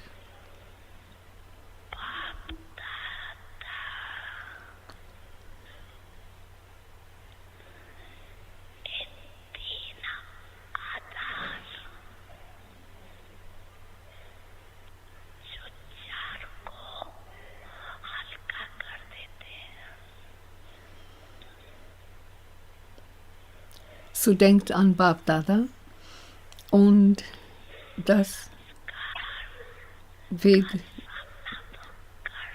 die 4, dass die anderen Laster leichter machen.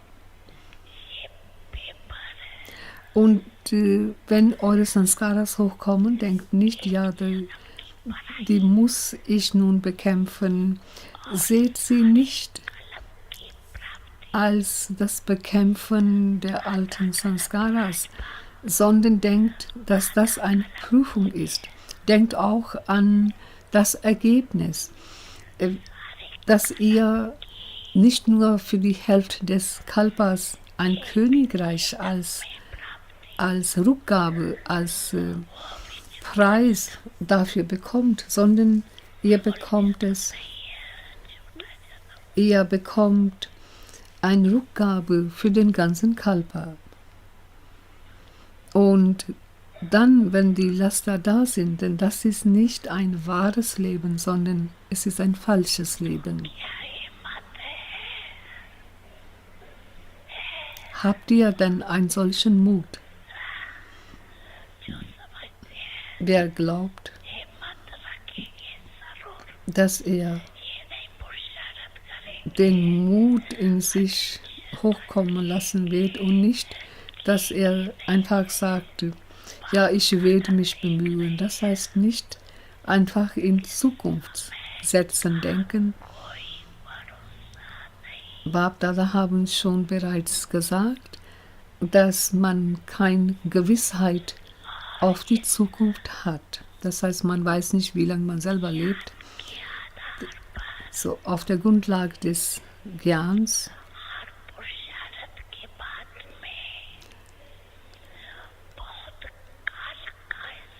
ja, was zählt ist, dass man eine gewisse Bemühung über lange Zeit bereits getan hat. Das heißt, es reicht nicht aus, wenn man sagt, ja, irgendwann später, kurz vor dem Ende werde ich das schon tun, sondern was zählt ist, wie lange man es bereits getan hat. Wenn es gefragt wird, wer will Rama oder Sita werden, der soll seine Hand erheben, dann ja, ihr bekommt auch ein Königreich, wenn ihr Ram Sita werdet. Niemand erhebt die Hand.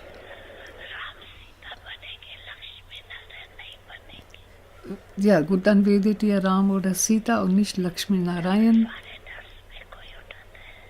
Ja, wollt ihr dafür euch die Hand heben? Unter Doppelausländer? Erhebt jemand die Hand? So, das bedeutet, dass ihr das Königreich über lange Zeit bekommen möchtet. Lakshmi oder Narayan zu werden bedeutet, ein Königreich, das Glück des Königreiches über lange Zeit zu bekommen. Das heißt, es geht um eine langzeitige Errungenschaft. Ja, dann müssen auch davor langzeitige Bemühungen gelaufen sein müssen.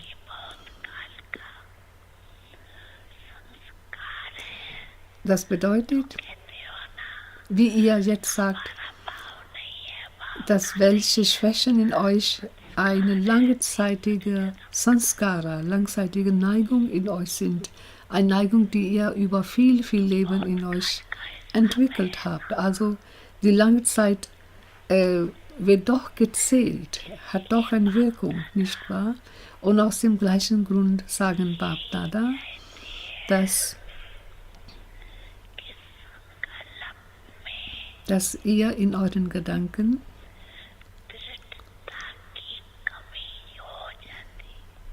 die Entschlossenheit aufrechterhaltet.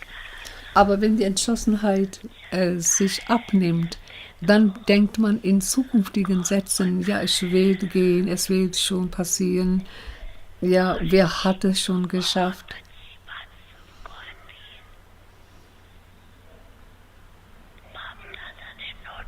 Bapdada haben eure Gedanken notiert, eure Dinge, die ihr Bapdada erzählt, notiert.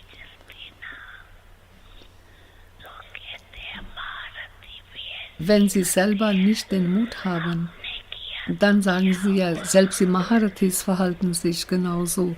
Dann was ist es, wenn ich auch genauso mich verhalte? Aber Bapdada sagen, wenn der Maharathi einen Fehler begeht, ist er in dem Moment ein Maharathi?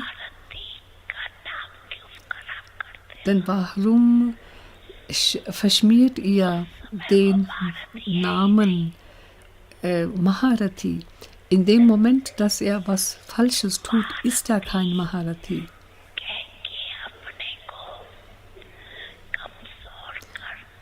Wenn man sich selbst schwach macht, weil man denkt, ja, der Maharathi macht genauso, dann in Wirklichkeit ist es sich selbst täuschen.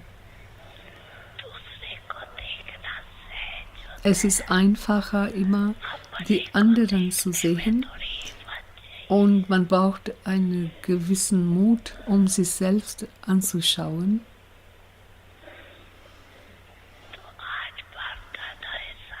So, heute sind Bapdada gekommen, euer Konto zu sehen, aber sind auch gekommen, um das Geschenk von euch zu empfangen, dass ihr all diese Konten beenden werdet.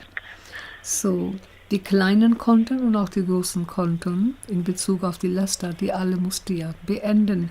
Dieses Geschenk solltet ihr heute dem Vater geben.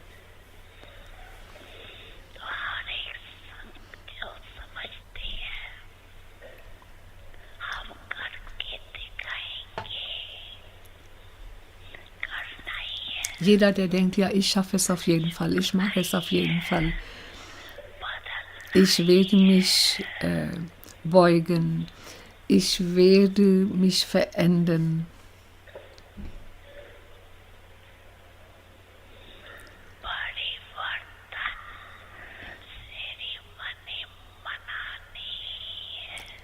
Und ich werde in jedem Fall die Zeremonie meiner Verwandlung feiern.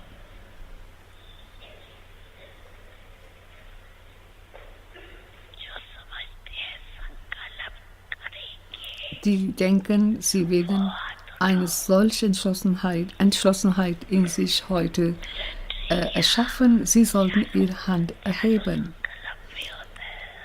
Die Entschlossenheit ist, die Entschlossenheit betrifft sowohl die Praxis als auch das Denken. Die Bewohner Madhubans, erhebt eure Hand richtig hoch. Nicht nur kurz, sondern richtig hoch. Die in Madhuban leben, sitzen hier vorne, nicht wahr? Ihr bekommt die Chance, ganz dicht dran zu sitzen. Die Bewohner Madhubans sitzen hier ganz vorne.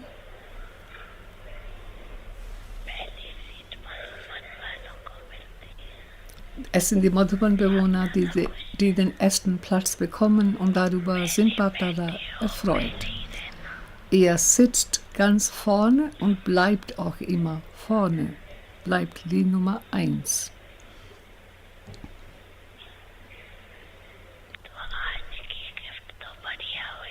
Also das Geschenk von heute ist auch ein erstklassiges Geschenk. Auch Bapdada freuen sich darüber.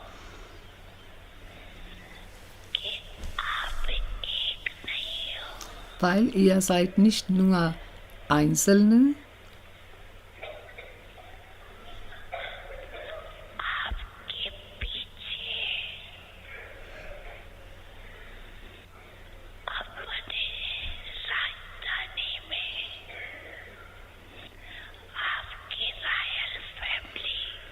zusammen mit euch ist eure adlige Familie der Zukunft und auch eure adlige Bürger der Zukunft zusammen mit euch dann und dann ab kupfernen Zeitalter eure Gläubigen, eure Anbeter.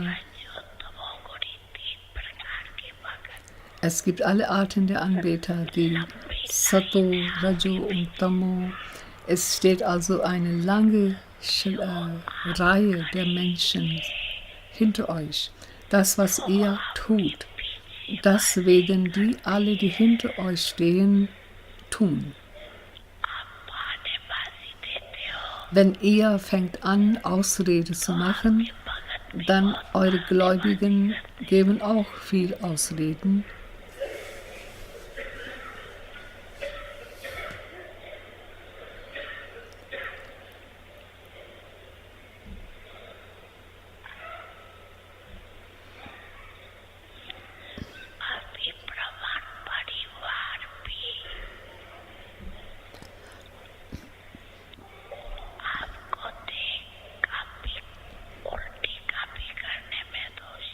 Auch jetzt, die Brahman-Familie ist auch sehr gut darin, euch in falschen Dingen zu kopieren, nicht wahr? Auch jetzt werdet ihr kopiert von denen, die euch anschauen. Also jetzt entwickelt die Entschlossenheit in euch. Wenn es Konflikte der Gemüter gibt,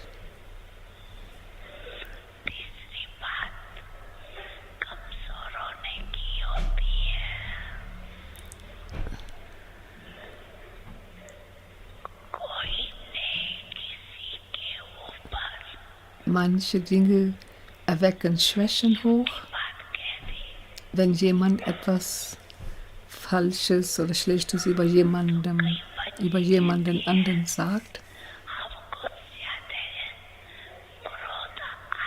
Dann denken Kinder, ja, dann fühlen sie Wut, weil der andere falsch gesprochen hat oder gelogen hat.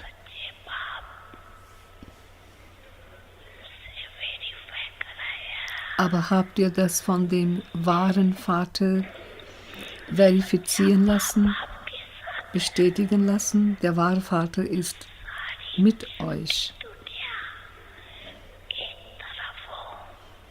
Auch wenn die ganze falsche Welt auf einer Seite steht und der eine wahre Vater, wahre Baba mit euch ist, dann ihr werdet gewinnen. Niemand kann euch erschüttern, weil ihr zusammen mit dem Baba seid. mit Baba seid.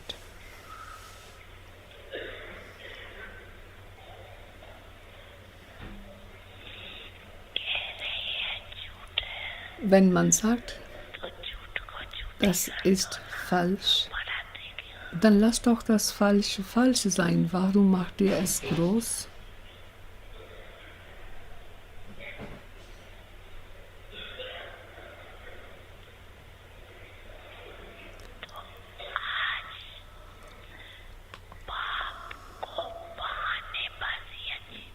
Also, der Vater mag nicht die Ausrede bereiten, dies geschah, jenes geschah, jenes geschah. Wenn er immer dies und jenes sagt, das sollte jetzt aufhören. Sondern denkt, es war gut, was geschah, was geschah war gut, was läuft ist gut und was sein wird auch gut sein.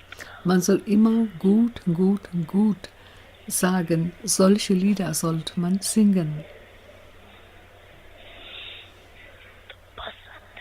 Gefällt euch dies? Gefällt euch?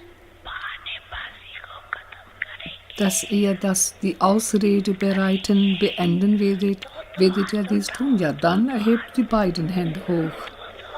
Die beiden Hände hoch. Beide Hände hoch.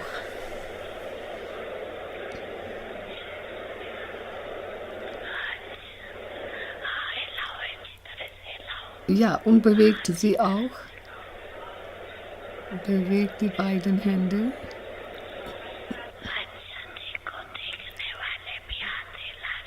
Gut. Alle, die sehen, dann tun sie auch. Ihr bewegt eure Hände und die euch sehen, dann die tun das auch.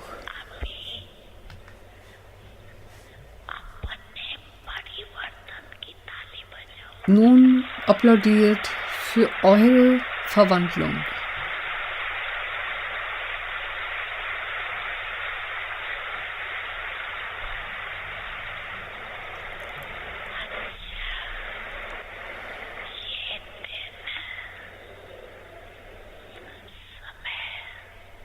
Okay.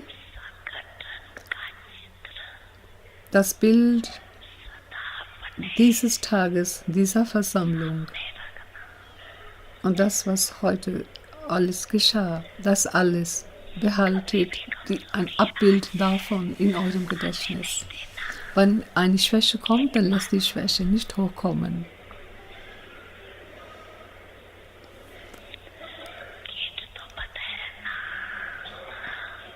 Und wir haben euch schon erzählt, lasst die Tür nicht offen, sondern macht doppelt Schloss. Heutzutage funktioniert es nicht, wenn man nur einfaches Schloss dran schließt, also zweifachiges Schloss. Zweifachiges Schloss heißt, sich an den Vater zu erinnern und dann den Geist im Dienst beschäftigt zu halten. Und macht solche allmächtige Schlösser an der Tür. Dann kann niemand sie aufbrechen.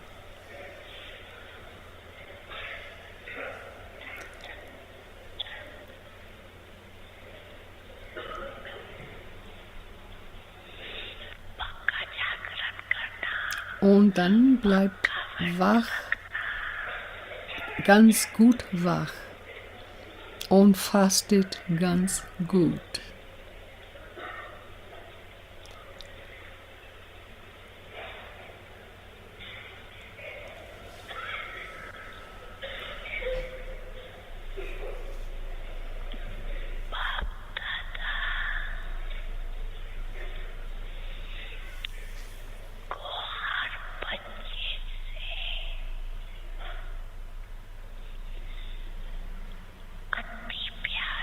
Bapdada haben extrem viel Liebe für jedes Kind. Selbst wenn das Kind die Nummer letzte ist.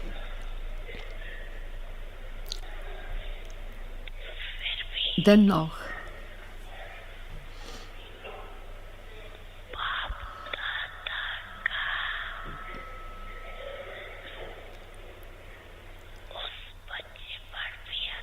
haben Bapdada extrem viel Liebe für dieses Kind.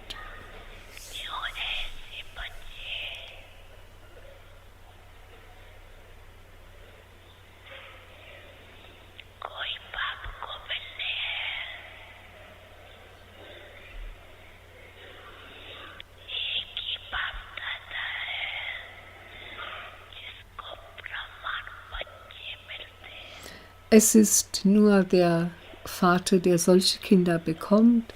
Nur Bapdada bekommen Brahmane Kinder.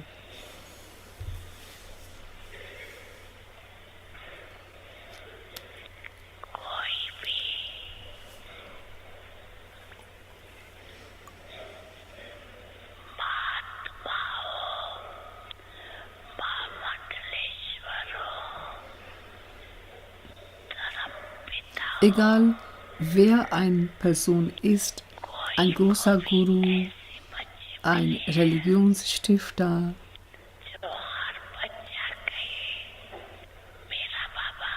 habt ihr je gesehen, dass in der Welt es auch andere gibt, ob sie Religionsstifter gewesen sind oder großen Heiligen gewesen sind, dass sie jeden als mein Kind bezeichnen? Es sind nur Bapdada,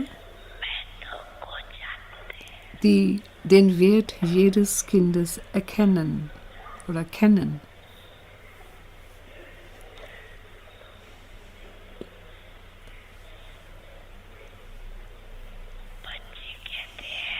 Und die Kinder sagen, ihr singt das Lied Wa Baba Wa. Und der Vater sagt,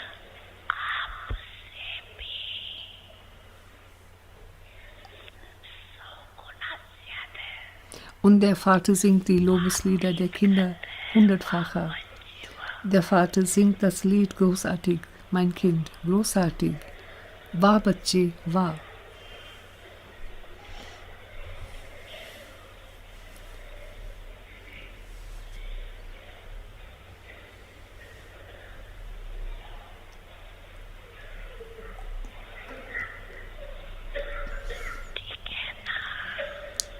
Gut so?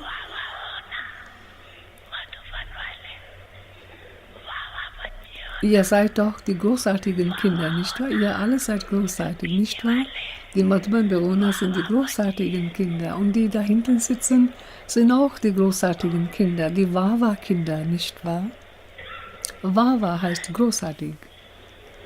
Wawa, die Lobenswerten. Acha, und was ist jetzt zu tun?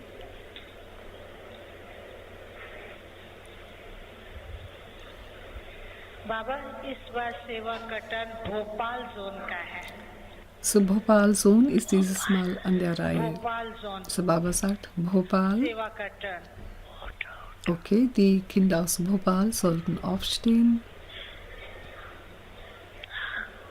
Bhopal zone के सभी भाई बहनें उठी.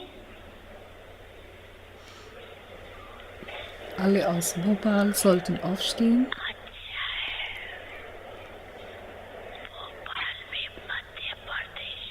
Bhopal ist in der Mitte des Landes und die Mitte des Landes ist groß.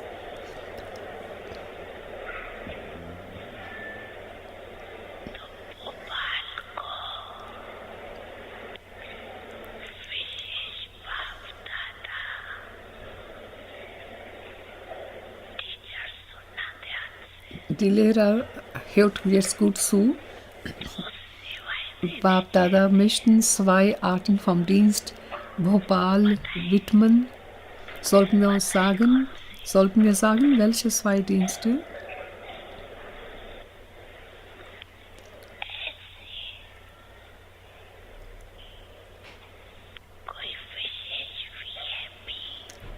Irgendeinen besonderen VIP, gibt es in Madhya Pradesh, in der Mitte des Landes.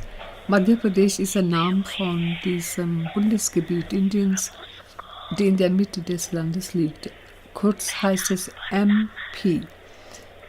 Also eine solche VIP oder einige solche VIPs gibt es in MP, die besonders sind, und bringt sie raus aufs Feld. Und die großen Zentren von MP macht eine Liste davon,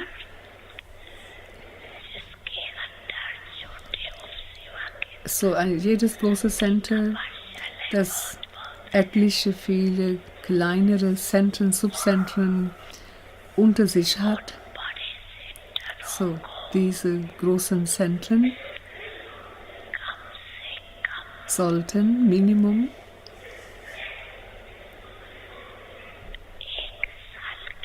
innerhalb eines Jahres, wir geben euch viel Zeit, in Wirklichkeit sollte man nicht so viel Zeit dazu geben, aber gut, sagen wir ein Jahr, innerhalb eines Jahres, Minimum, die großen Zentren sollten ein Erbenqualität nach vorne erschaffen. Das heißt, jemand, der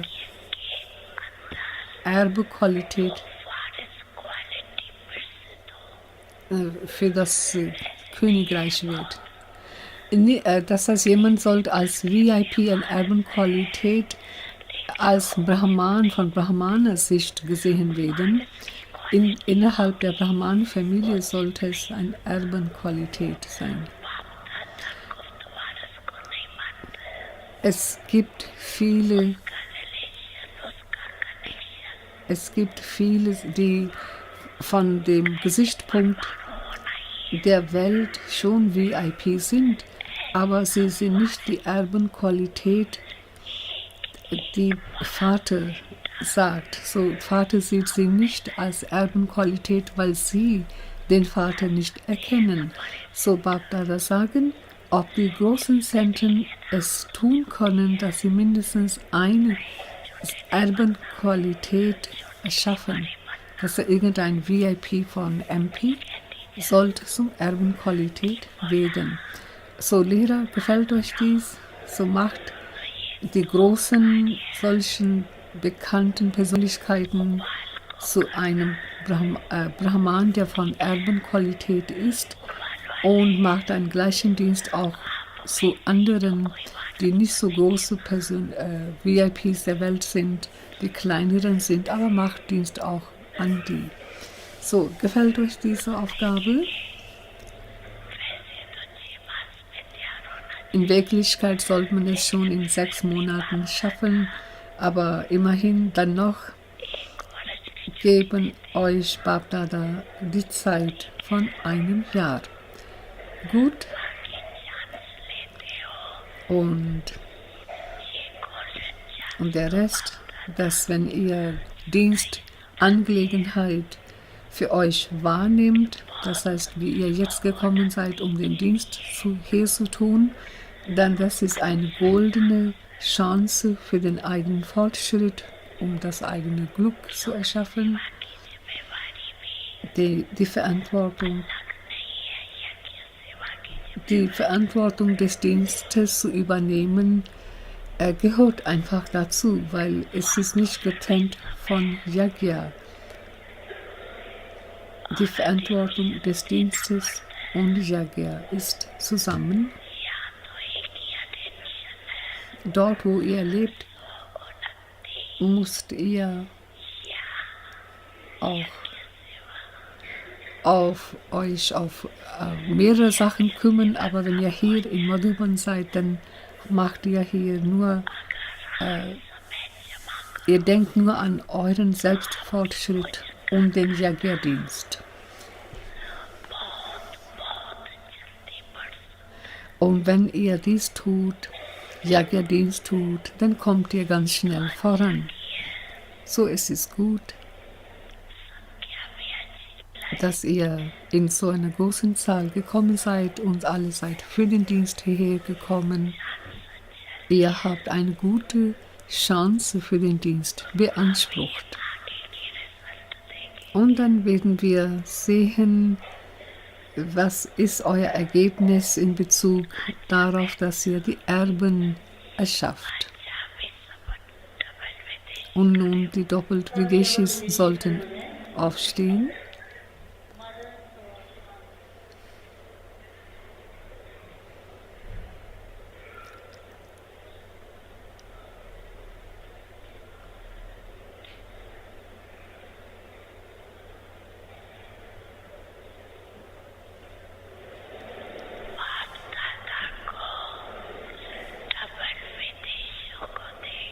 Wenn Bapdada die Doppelt-Ausländer sehen, dann freuen sich über eine bestimmte Sache. Darüber freuen wir uns extra. Und was ist das? In der Anfangszeit, als die Doppelt-Ausländer hierher gekommen sind, die Lehrer können sich bestimmt daran erinnern, dann Menschen aus verschiedenen Brahmanen, aus verschiedenen Kulturen gekommen waren. Zum Beginn hatten sie es schwer gefunden, ihre Kultur zu verändern. Aber Bapdada haben jetzt gesehen, dass die Kinder aus Ausland finden es nicht so schwer, wie sie damals gefunden haben. Und warum? Was hat es leichter gemacht? Weil ihr die Beispiele anderer seht. Ihr werdet von der Gemeinschaft bestärkt. Bapdada haben gesehen, dass die Mehrheit von euch gibt gute Botschaft in eigener Umgebung. Ihr entwickelt verschiedene Methoden, um die Botschaft weiterzugeben. Ihr habt immer Begeisterung, um die Botschaft weiterzugeben. Bapdada haben das Ergebnis eurer Dienste gesehen und als Ergebnis haben wir gesehen, dass aus Ausland es kommen nicht wenige Personen hierher. Gute Qualität und gute Quantität. Beides wächst, sowohl die Qualität als auch die Quantität wächst.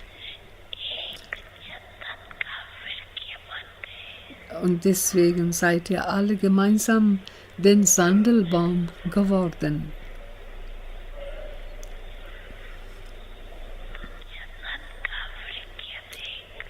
Wenn Bapdada den Sandelbaum sehen, dann freuen sie sich darüber.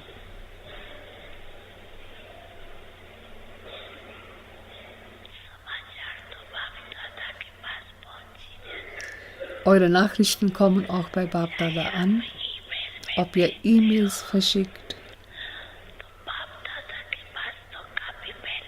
Bapdada empfangen die Kopie, die Kopie davon schon im Voraus. Also, das, was ihr jetzt tun solltet, ist, dass das Versprechen, das Fasten, worüber heute gesprochen wurde, dass ihr das in euch richtig befestigt, dass ihr dieses Fasten sehr gut macht und darin werdet ihr doch die Nummer 1 wählen. Werdet ihr Nummer 1 wählen oder geht es auch, wenn ihr nur die Nummer 2 wählt?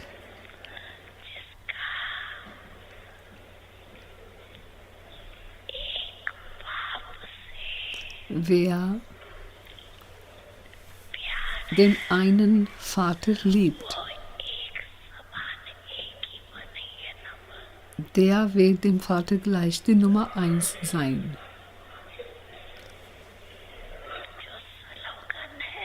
Und der Slogan: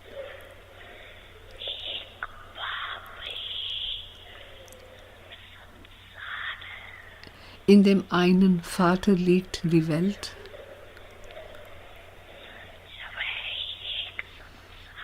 wenn nur der einer ist, die ganze Welt, dann seid ihr die Nummer 1, nicht wahr?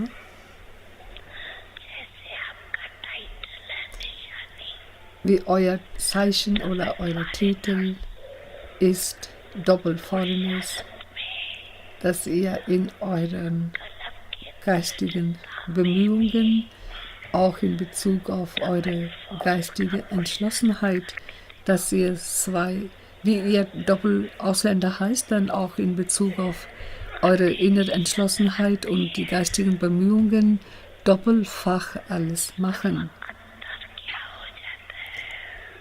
Ihr nehmt das schon euch vor, aber was wird dann?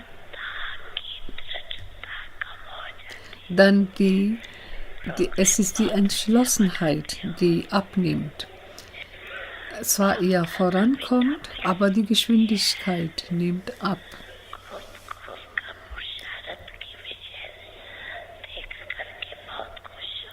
Manche freuen sich sehr, wenn sie den Fortschritt in ihren geistigen Bemühungen sehen. Wenn ihr beginnt, dann habt ihr ein sehr gutes Ziel. Aber dann natürlich mit der Zeit kommen welche Prüfungen hoch. Niemand kann doch bestehen, wenn gar keine Prüfung kommt. Und dann dort nimmt eure Entschlossenheit nach, dann macht ihr weniger Purusharat, weniger geistige Bemühungen. Und das ist das, was der Mangel ist.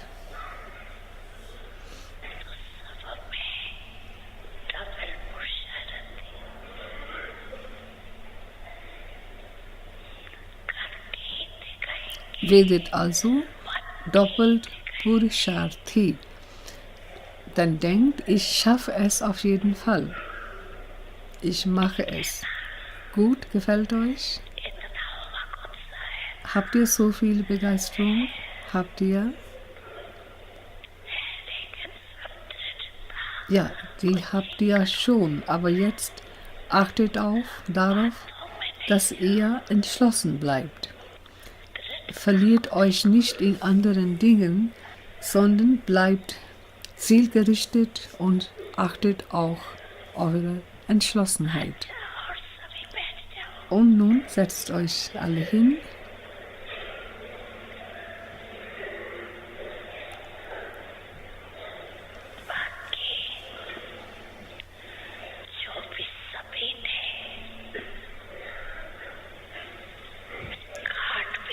Und der Rest, die Karten, die alle geschickt haben, Bapdada haben alle Karten angeschaut, Kinder haben auch Briefe zugeschickt, Greetingscards geschickt, Grüßekarten geschickt, Bapdada haben sie alle angeschaut und Bapdada haben sie alle angenommen. Und als Erwiderung, als Rückgabe, Bapdada geben jedem Einzelnen mit Liebe, mit dem persönlichen Namen und gemeinsam mit eurer Einmaligkeit, eurer Besonderheit geben Bapdada euch Yadpya, liebe Grüße und Herzenssegen.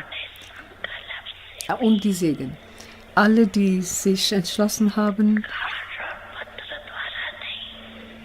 nicht nur, dass sie Briefe geschrieben haben, sondern die in ihrem Herzen so die Gedanken gehegt haben und dadurch ihre Begeisterung geäußert haben, zum Vater zugeschickt haben, allen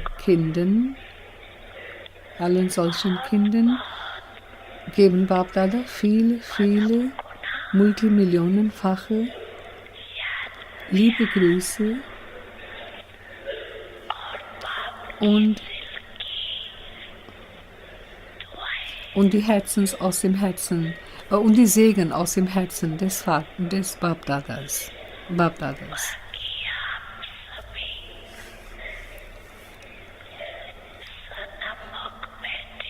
Ihr sitzt hier, seid hier physisch anwesend.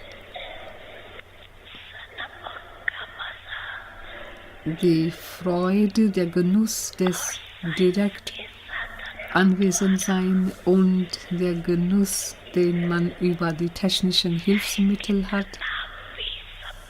egal wie deutlich es läuft, das heißt das Bild und Ton, egal wie deutlich es ist, egal wie klar es ist, aber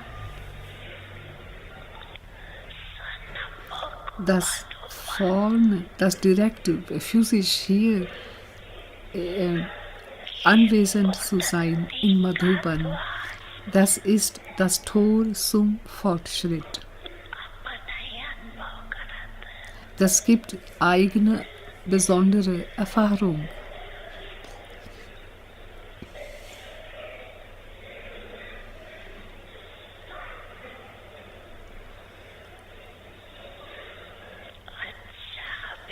Acha.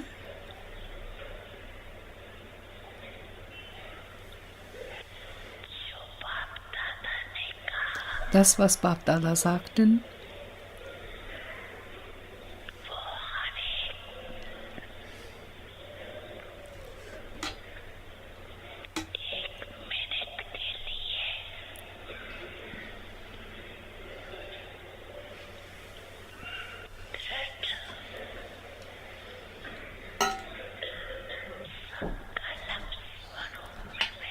alle sollten jetzt für 1 Minute in dem entschlossenen Gedanken darüber sitzen, all das, was Bapdada heute gesagt haben.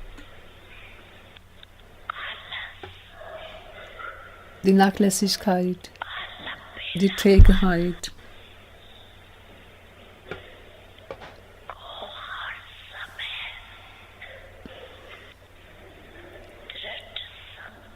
diese Dinge solltet ihr mit der Hilfe der eigenen Entschlossenheit beenden. Ihr solltet diese Dinge beenden. Und über lange Zeit für euch verdienen. Entschließt euch dazu. Komm, was wolle, ich muss über lange Zeit verdienen. Komm, was wolle. Ich will nichts beachten. Stattdessen werde ich auf dem Herzthron des Vaters sitzen. Auf alle Fälle werde ich zu demjenigen, der auf dem Herzthron des Vaters sitzt. Und anschließend werde ich derjenige auf alle Fälle zu dem, der auf dem Weltthron sitzt. Pflegt solchen entschlossenen Gedanken in euch und verkörpert den Gedanken. Setzt euch jetzt 1 Minute lang in dieser Erfahrung.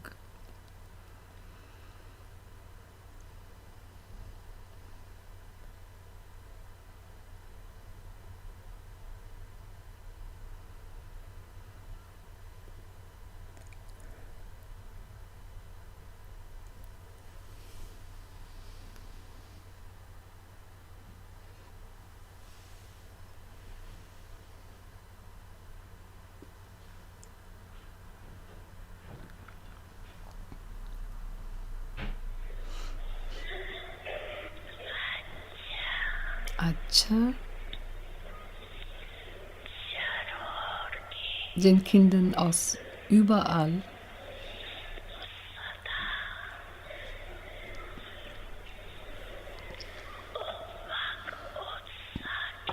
die immer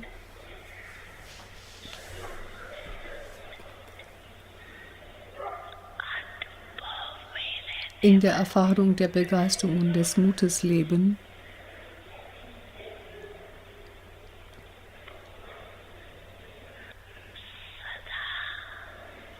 die immer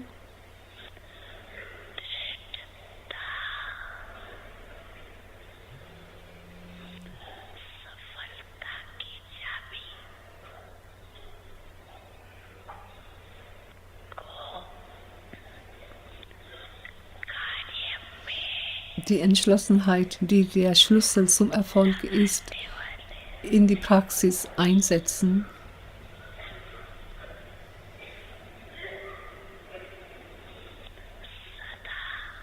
Die immer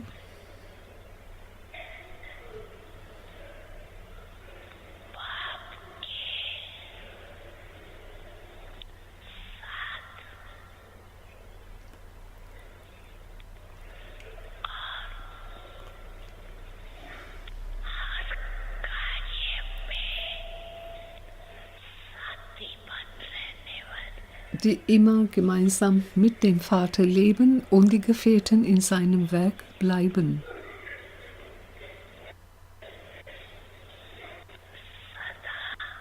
Denen, die immer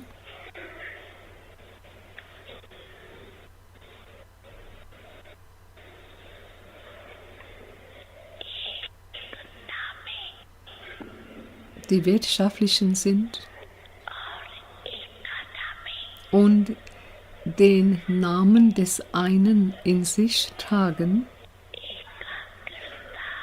die Entschlossenheit in diesem Sinn haben, die Konzentration in diesem Sinn haben, die nur auf den einen gerichtet bleiben,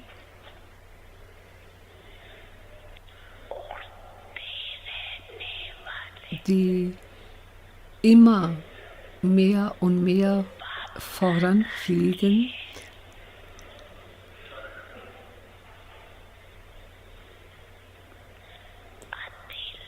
denen die extrem geliebte Bapdadas sind, die Geliebten sind,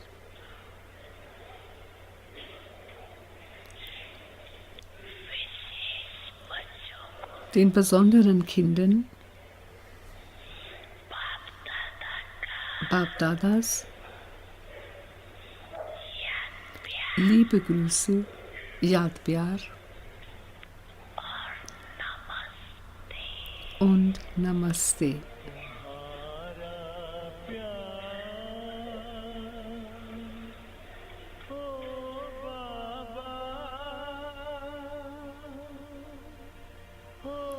So, da sehen wir bereits die Schlussszene, wenn Bapdada zurück in die subtile Welt kehrt. Baba gibt Drishti den wenigen, die direkt vor ihm sitzen. So hat Baba immer gemacht. Die Senior Dadis haben sich direkt vor ihm hingesetzt, Dadi Kumaka, Didi, alle. Und indem Baba ihnen Drishti gab, und zuletzt gab er immer Drishti dem, der in Brahman-Familie im höchsten Rang stand. Und das war Dadi Kumaka. Und das habe ich sehr oft gesehen. Baba gab Drishti zu jedem, der vor ihm saß. Aber am Ende gab er Drishti Dadi Kumaka und ging zurück in die subtile Welt. Aber seitdem Dadi Kumaka nicht da ist, dann, wie wir sehen in diesem Bild, ist sie nicht da. Jetzt ist da die Jayanti und auf der linken Seite sehen wir da die Schwester Mohini Behan, die Begleiterin von Dadi Kumaka war. So, Baba gibt Drishti allen und am Ende geht er in die subtile Welt zurück.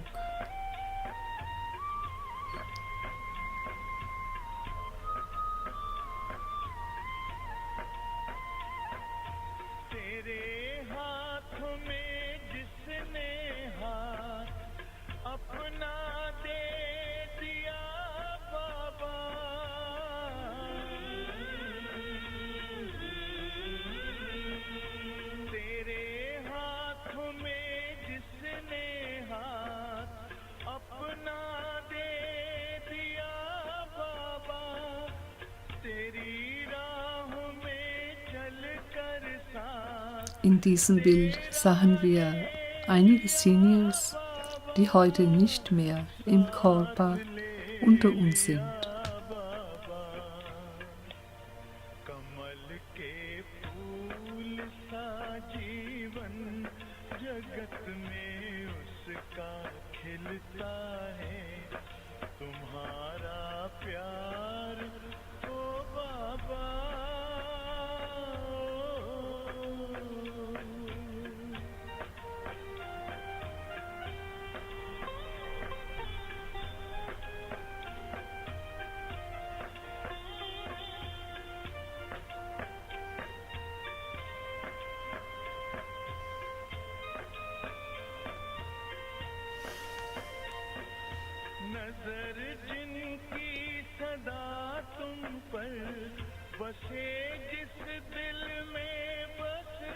So 15. Februar 2007.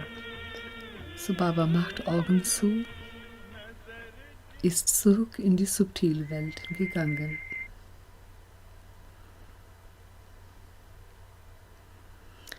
Ja, so herzliche Glückwünsche für Birthday und wie Uwe Bhai, unser Teamleiter von Digitalübertragung, sagt Be Earth Day. So, Birthday ist Be Earth Day. Ist sehr schön. So, gerade höre ich eine Ansage, dass ein Video wird gezeigt. Da sind wir da, die Gulzar.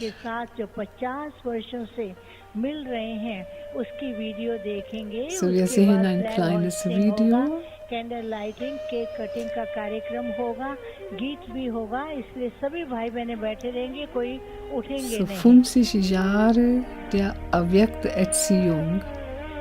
Darüber ist das Video. So Raj Yogini Dadi Hriday Mohini. Das ist Dadi Hriday Mohini. Okay. Als sie sehr klein war, glaube ich. Ja. Die verschiedenen Fotos von Dadi Gulzar.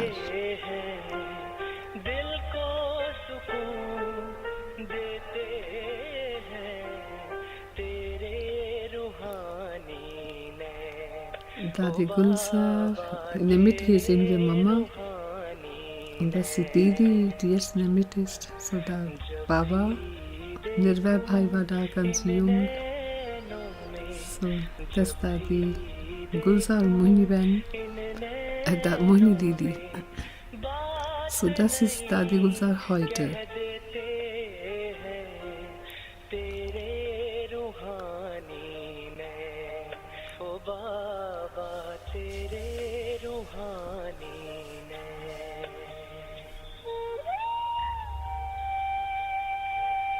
Shiv Baba von der Seelenwelt kommt herunter auf die Erde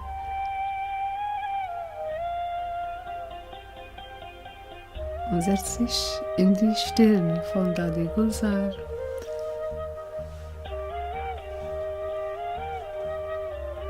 So, das ist die Handgeste von Baba. Eine segnende Haltung, die Handhaltung segnende. Und das ist eine alte Shivratri-Feier. So alle sitzen hier mit goldenen Kronen und schneiden einen Kuchen. Kuchen wird geteilt, wird gegessen. Das ist Shivani Ben, die berühmte Schwester. Da, unser Gol ist auch da. Ja, Shivani Ben, die über Medien bekannt ist. Die Asha Ben aus Delhi war mit Dadi zu sehen und das war die Munni Behan.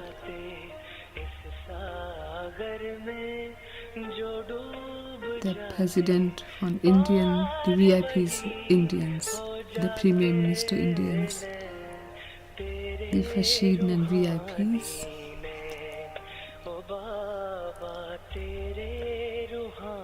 Und das ist der Dienst, der jetzige Premierminister Modi war eben zu sehen, der beliebte Premierminister Indiens heute und genießt weltweit einen guten Ruf.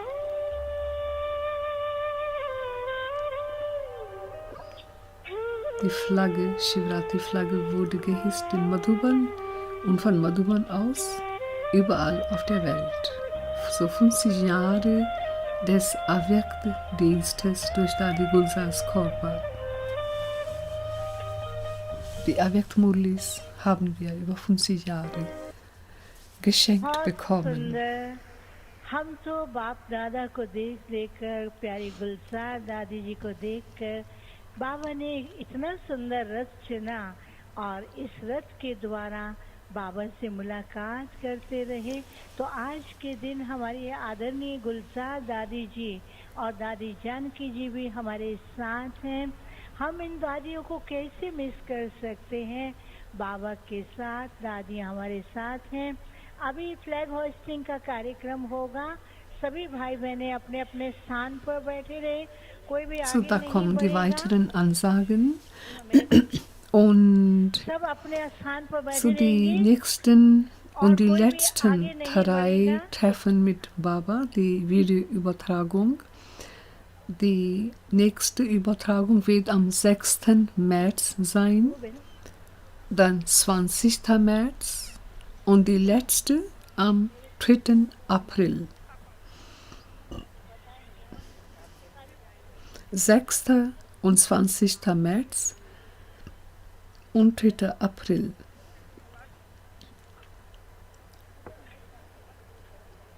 So Dr. Nimla, die anderen Dadis hissen die Flagge und die Blumen fallen. So, das sind die Singer-Brüder aus Madhuban. Und das Lied singt die fröhliche Flagge Babas wurde gehisst oder weht in der ganzen Welt.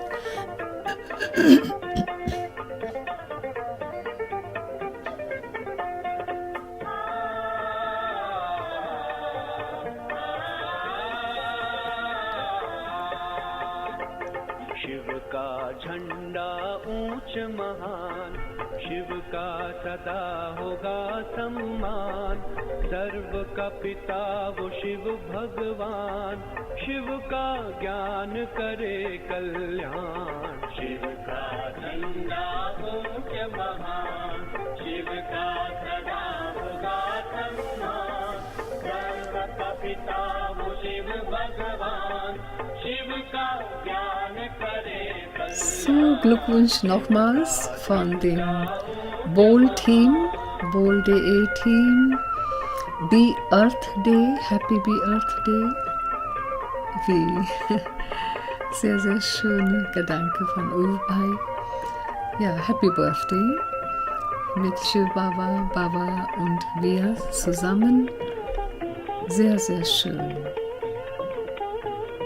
Babas Flagge hisst im Herzen, weht im Herzen von jedem und wird bald auch in der ganzen Welt wehen.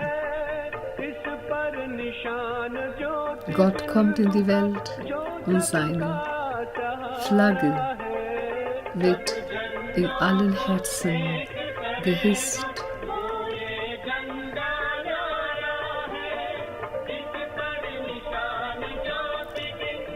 So, dieses Bild ist nicht alt, sondern das ist jetzt aktuell die Versammlung in Shantivan. Om Shanti.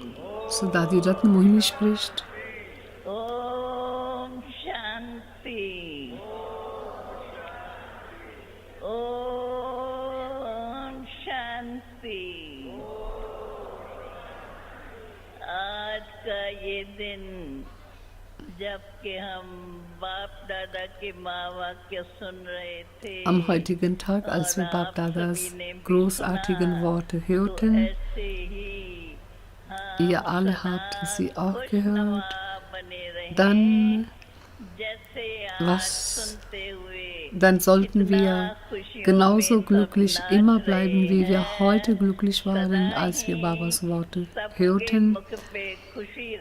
Auf Gesicht von allen sollte das Glück immer weilen und alle sollten das Leid aller beenden und alle glücklich stimmen. So, jetzt hat Nirva Bhai die Mikrofon in der Hand.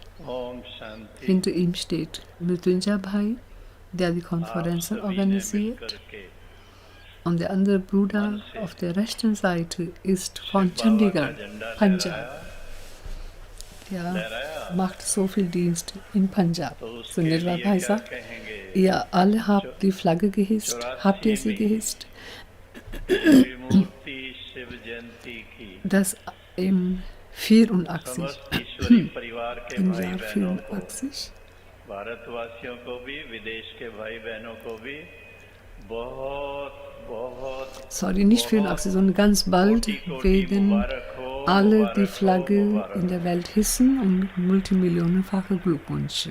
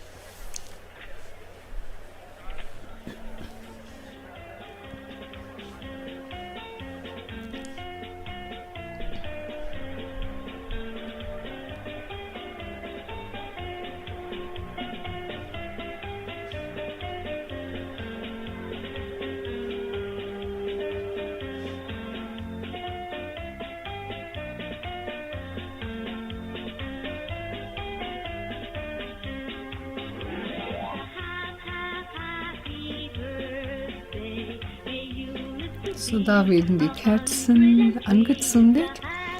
Unsere Geburtstagskerzen werden angezündet. Happy Birthday.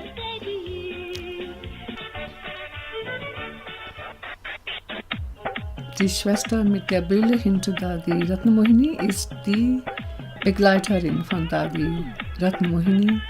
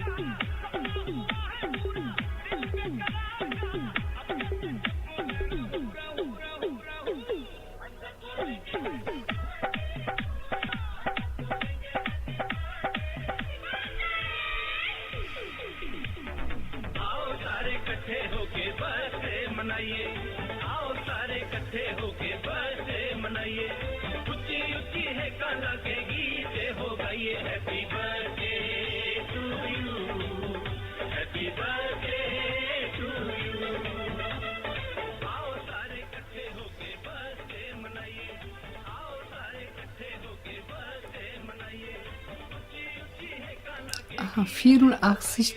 Geburtstag. Oh, schön, 84. Geburtstag. Shivratri, das heißt, unsere Institution wird 84 Jahre alt.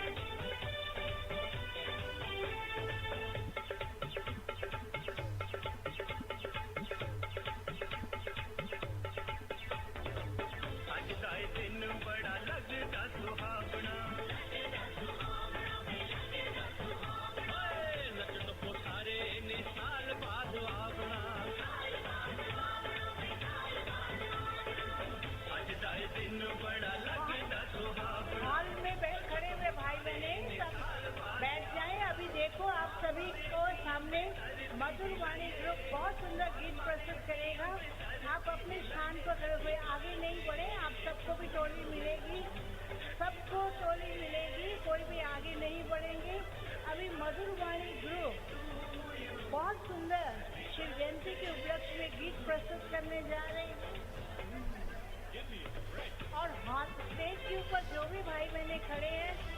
निवेदन है कि वे नीचे की ओर अपना स्थान ग्रहण करें। स्टेज से खड़े हुए भाई बहने हॉल में जाकर अपना स्थान ग्रहण करेंगे। Those who are standing on the stage are requested to take their place in the diamond hall. अभी शिव जयंती के उपलक्ष्य में स्टेज पर दोनों तरफ केक मिल रहा है, जल्दी से लेकर के हॉल में जाकर के अपना स्थान ग्रहण करेंगे। और मधुर वाले जो प्रस्तुत कर रहा है, प्राण हमारे आन पधारे गूंज रही शहनाई, प्राण बाबा हमारे आन पधारे गूंज रही शहनाई। हॉल में सभी भाई बहनों को टोली मिल रही है, बैठ करके टोली ले। हॉल में सभी को आज शिव जयंती के उपलक्ष्य में टोली मिल रही, सभी बैठ करके टोली लेंगे। टोली लिए बिना कोई भी नहीं जाएंगे, सब बैठ जाएं। So, dann verlasse ich euch mit diesen schönen Eindrücken direkt aus Madhuban. Wir sehen, dass die Versammlung dort auch jetzt am beenden ist. Es wird gesungen, getanzt und ganz fröhlich. Leute gehen jetzt langsam raus. Okay, dann Happy Birthday nochmals. Genießt die Atmosphäre, genießt euren Geburtstag und nachher trinkt einen guten, gesunden Tee und esst was Schönes dazu und feiert den Geburtstag gemeinsam mit Baba. Wunderbar. Om Shanti. Om Shanti.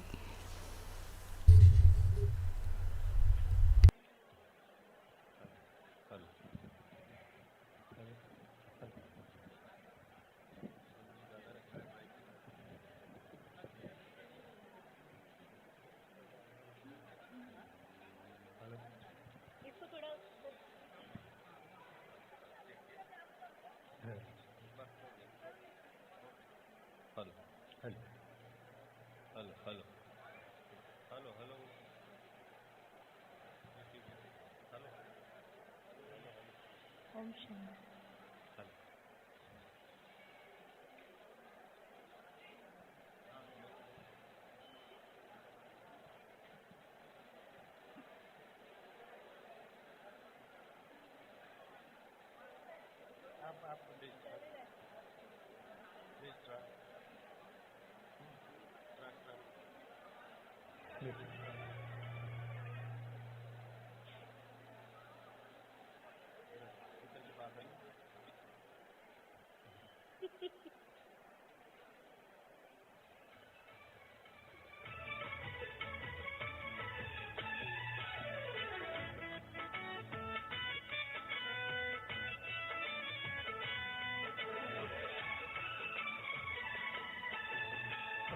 हमारे आन पधारे,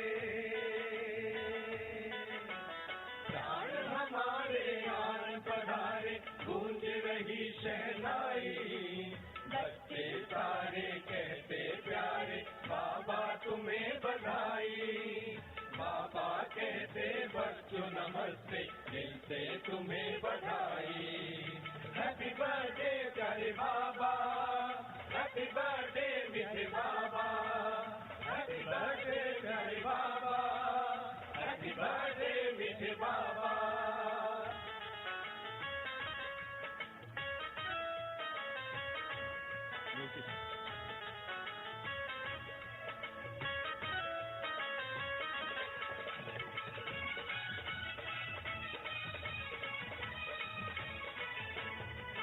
जो जन्म मरण से न्यारा, उसका है जन्मदिन प्यारा। We are celebrating his birthday.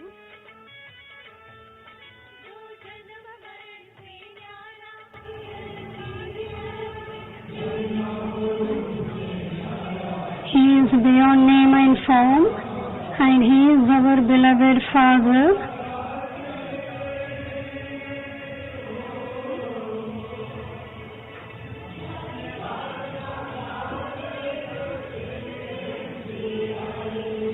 We are keeping the memorial in front of us, and we are celebrating the birthday of Shiva.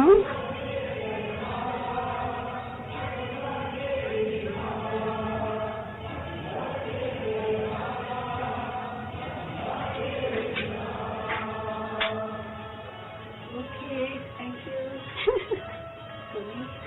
Toli.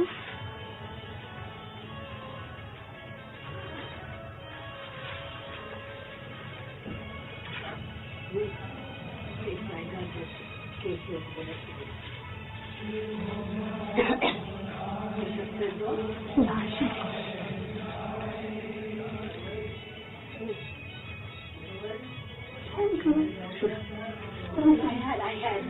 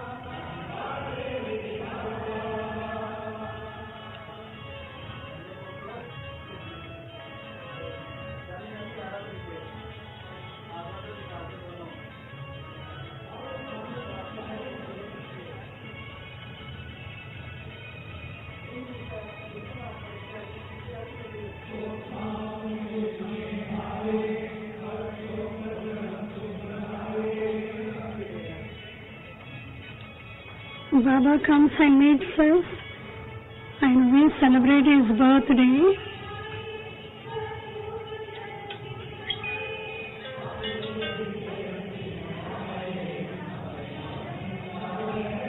Baba celebrates his birthday, and he also hoists his flag. We everyone celebrate the Father's birthday.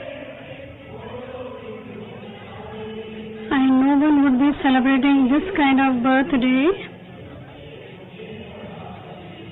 We give congratulations to Baba, and Baba gives congratulations to his children.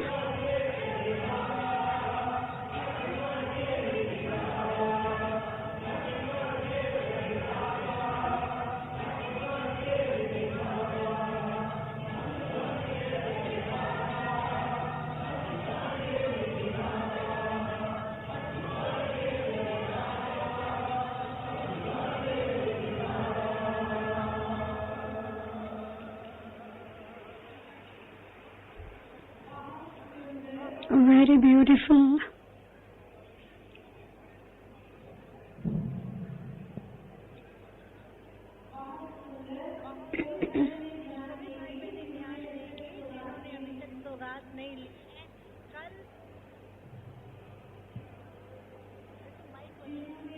जिन्होंने अभी तक सौगात नहीं ली है, कल प्रातः क्लास के बाद, भोग के बाद और नाश्ते से पहले कॉन्फ्रेंस हॉल में बैठेंगे ताकि वे सौगात ले सके। और महाशिवरात्रि के उपलक्ष्य में तपस्या धाम की बिल्डिंग के ऊपर विशेष 3D की एक फिल्म बनाई गई है।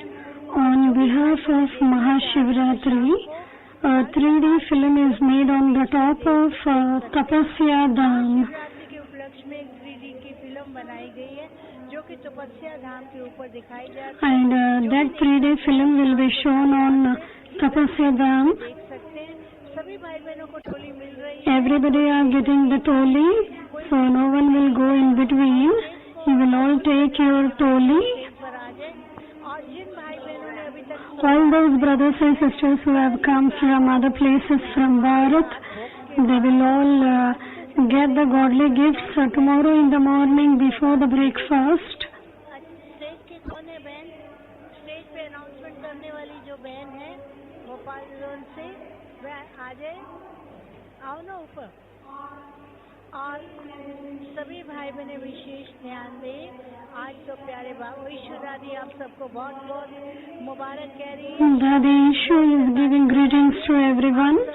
शिव Jayanti Dadi is also wishing 84th Shiv Jayanti to everyone. ईश्वर दादी और सब दादी आपको बहुत मुबारक दे रहे हैं। जो बहन स्टेज पर अनाउंस करती वो आए।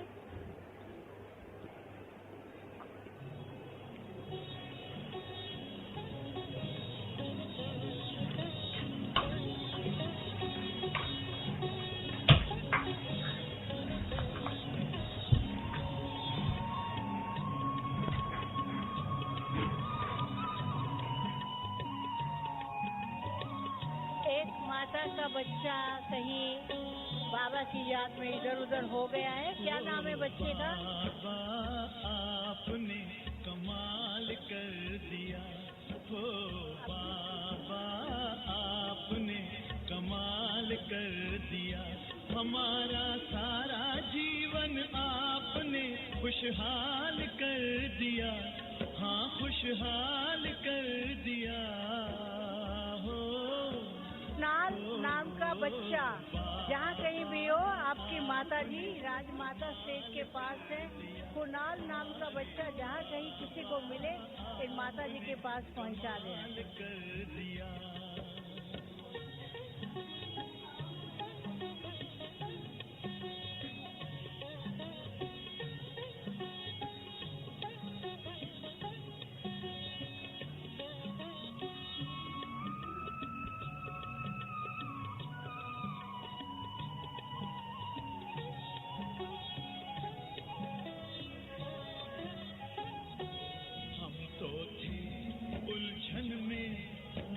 बताया आपने, हम तो थे उलझन में, मार्ग बताया आपने, हम तो थे गफलत में, आके जगाया आपने, हम तो थे गफलत में, आके जगाया आपने, आपकी मीठी दृष्टि ने हमको निहाल कर दिया, हाँ निहाल कर दिया हो,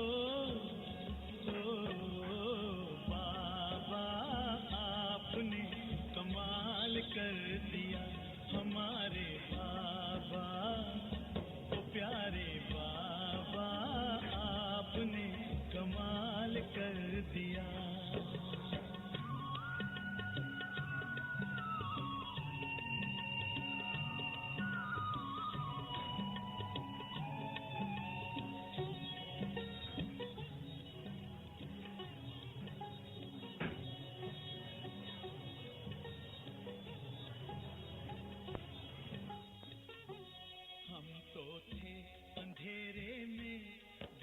प्रकाश आपने, हम तो थे अंधेरे में, दिया प्रकाश आपने, पिंजरे के पंछी को दिया आकाश आपने, पिंजरे के पंछी को दिया आकाश आपने, आपकी शुभ आशीष ने हमको माला माल कर दिया, हम माला माल कर दिया हो, बाबा आपने कमाल कर दिया, हमारे बाबा मीठे बाबा आपने कमाल कर दिया।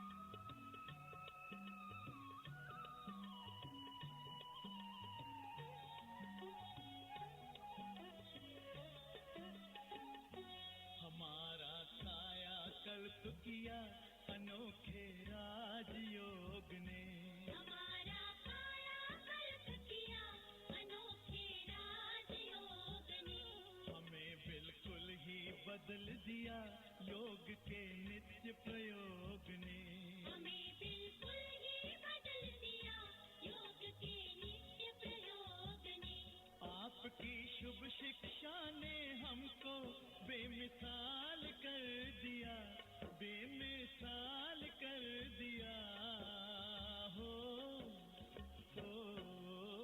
बाबा आपने कमाल कर दिया, हमारे बाबा ओ प्यारे बाबा आपने कमाल कर दिया, हमारा सारा जीवन आपने खुशहाल कर दिया, हाँ खुशहाल कर दिया हो, बाबा आपने कमाल कर दिया,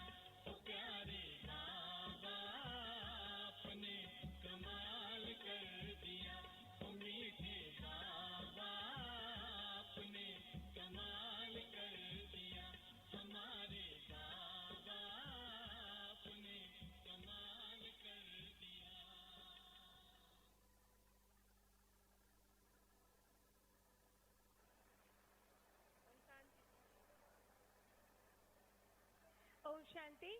डायमंड हॉल के सभी सेवाधारी भाई बहनें रुके रहेंगे और ये जो झंडियां सबके हाथ में